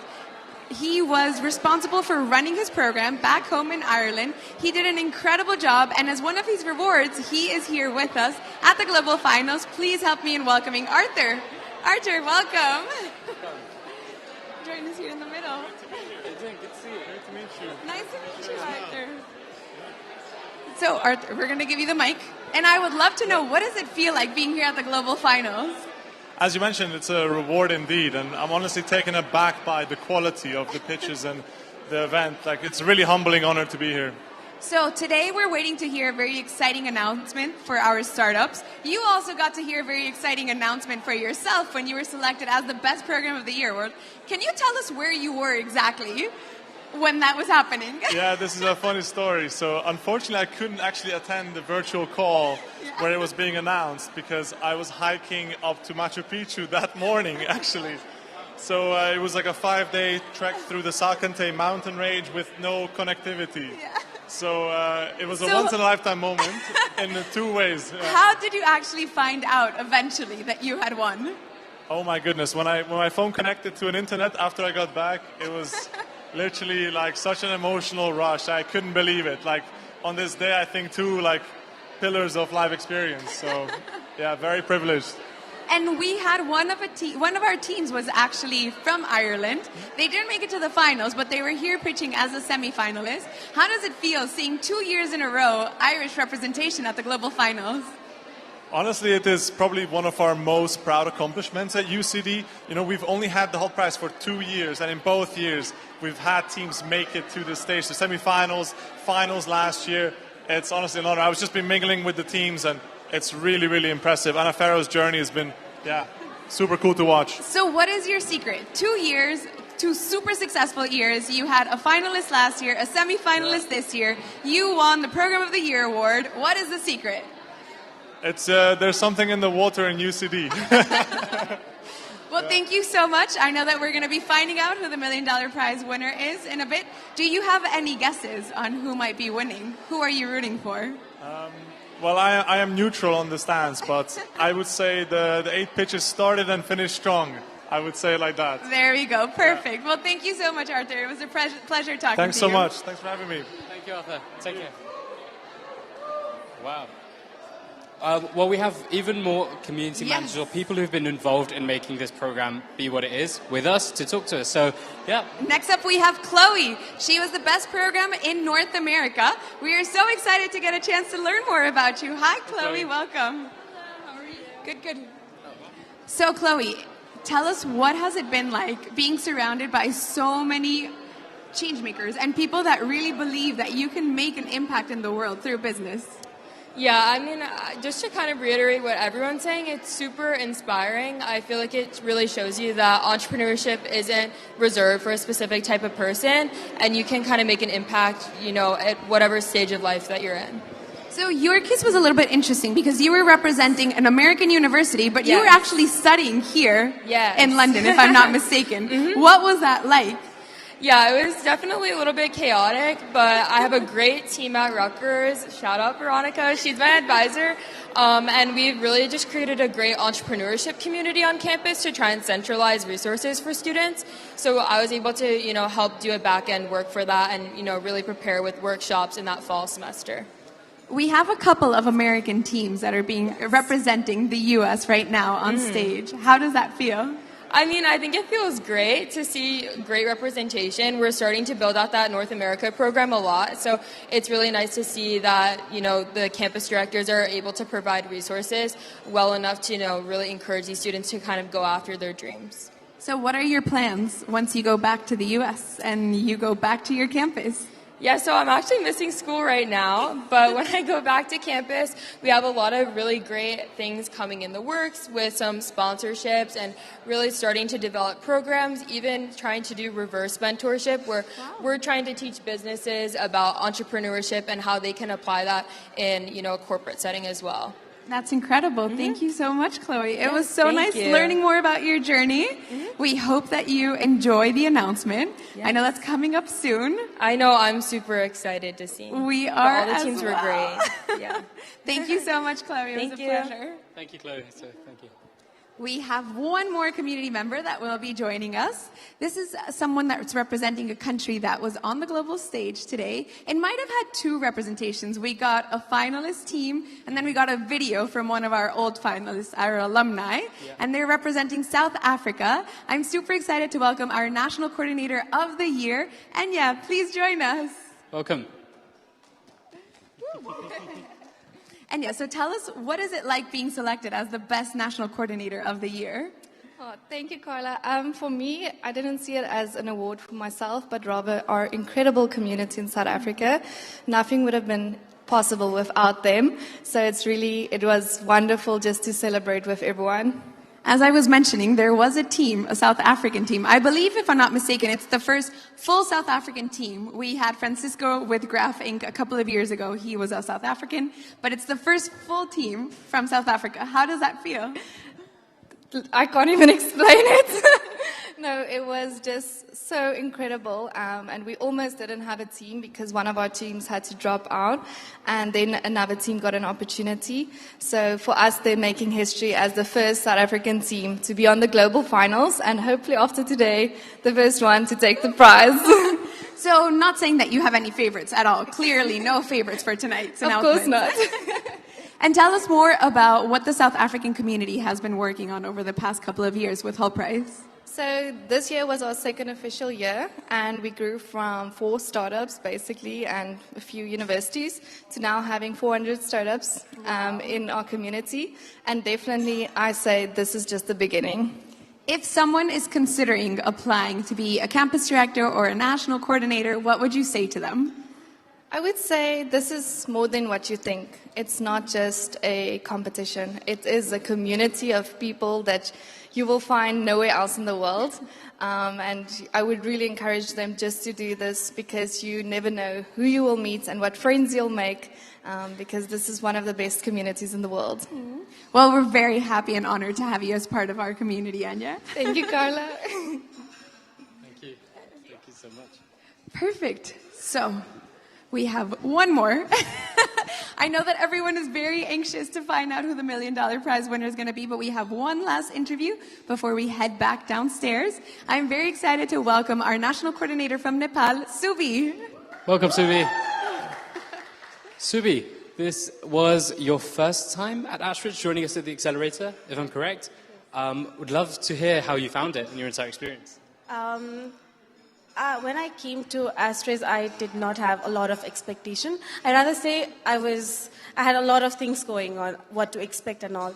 But once every week passed, oh my God, I have been so inspired by each and every individual, be it staff, be it startups. Everyone has inspired so much for me to do better. So yeah, it has been. Subi, it might have been your first time at the Accelerator, but it's not your first time here at the finals. I feel like this is our fourth time maybe interviewing you here at the Global Finals stage. Can you tell us about the evolution that you've seen over the past years of you coming back every year at the Global Finals?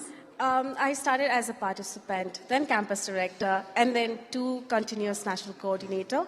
And the reason for me to keep on being in Hult Prize is this entire thing that you are seeing today. I feel so connected with each individual that I meet every single day within the Hult Prize circle. I have seen myself grow so much. If I go back, the Subi that I was 4 years ago, I don't think I can recognize her anymore. So the growth that I have had within myself I'm so proud of what I have done. And yeah. And we are incredibly proud as well, Subi. Thank you so much. Thank you. Subi, you're an inspiration. Thank you so much. Thank you so much, Subi. And I think that's a wrap when it comes to our interviews, to our live stream. As of now, we are going to go back downstairs because we have a very exciting announcement. One of the tense moments of the year, and this is what it all leads up to, is finding out who's going to be taking the $1 Million Prize, and I'm sure many of you are anxiously waiting as well. So we're going to join you and see you there as well. Zane, how are you feeling about finding out? I'm tense. I'm really nervous. I'm nervous for everyone, all the startups, but at the same time I'm excited because if there's one thing we see is the $1 Million Prize is just the starting point. Correct. All of the companies who've been coming back speaking about how incredibly the business is doing. But either way, this is a moment to celebrate and to see who wins. Well, thank you so much, everyone. We are going to go to a quick break, and then we are going to be meeting you back at our main stage for the big announcement to find out who the 2025 Hult Prize $1 Million Prize winner will be. We'll see you all very soon. See you soon.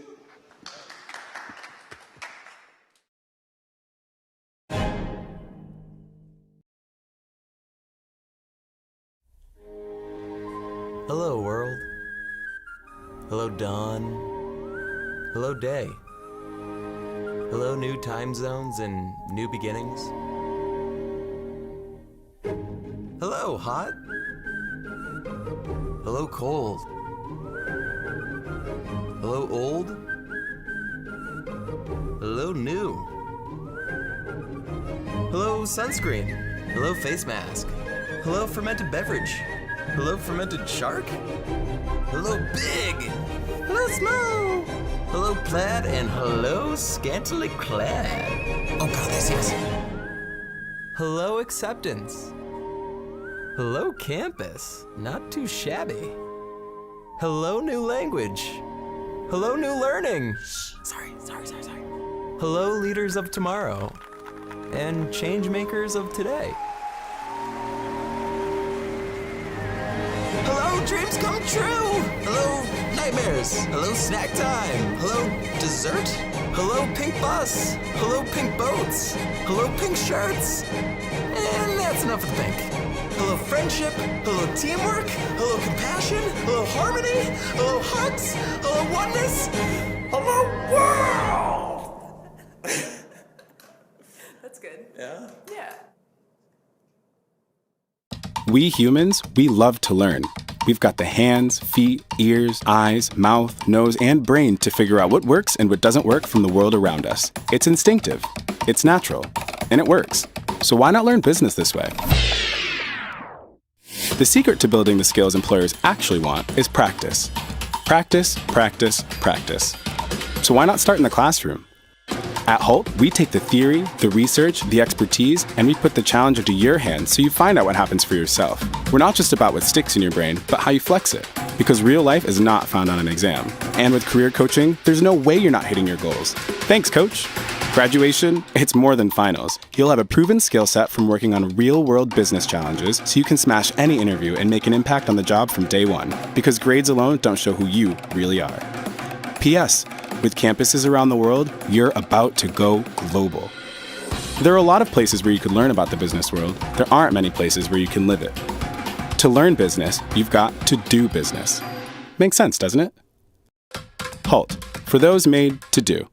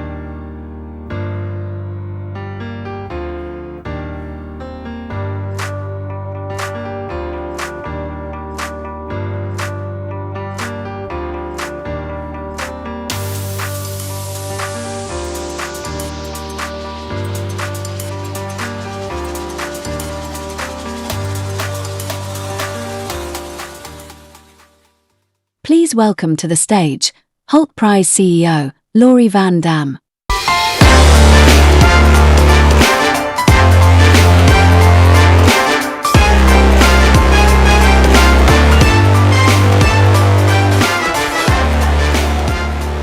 Okay.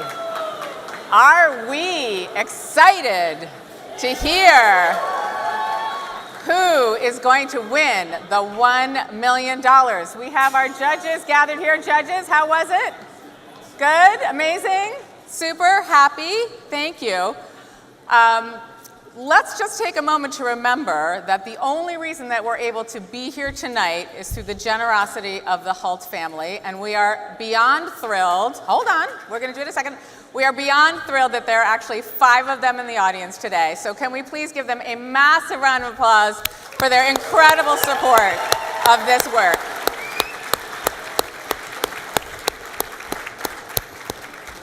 Thank you. Okay, so we're going to take a quick recap. We've got our teams over here. They are Cellunova,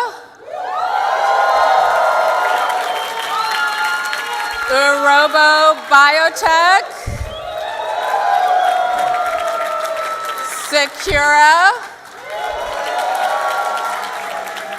Sarah Technology, Lear Labs, EcoPack, and last but not least, Stickum. Let's give them one more round of applause. We are so excited because tonight, for the first time, in order to announce the winner of the $1 million 2025 Hult Prize is the chairman of EF, Philip Hult. Please welcome him.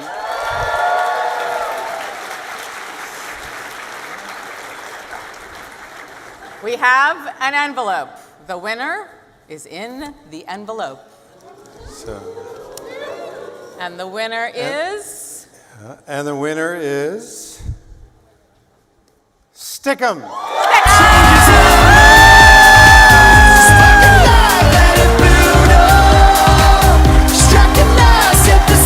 going to be on the far side. They'll come up and yeah, you on the far side down in the middle.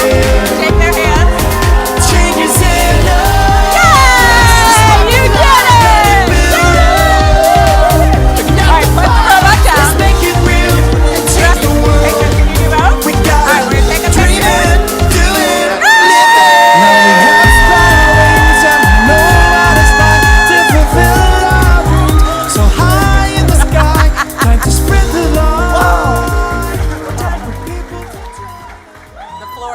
We don't have enough hands.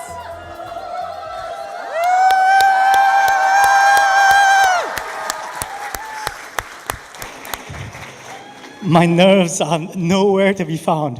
Well, thank you, everyone. Thank you to my family. Thank you to all our teams. And thank you to all the mentors and the amazing startups that has gone through this journey with us for making this happen. None of this would have been possible without you guys. So thank you, everyone.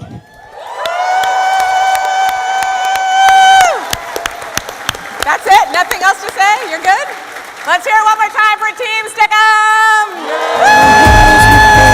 All the moments we try, we could just walk away, let it slide pass it by. That's our show. Enjoy yourself. The party's just starting. Thank you and good night. Step in and step up, and now we just can't stop.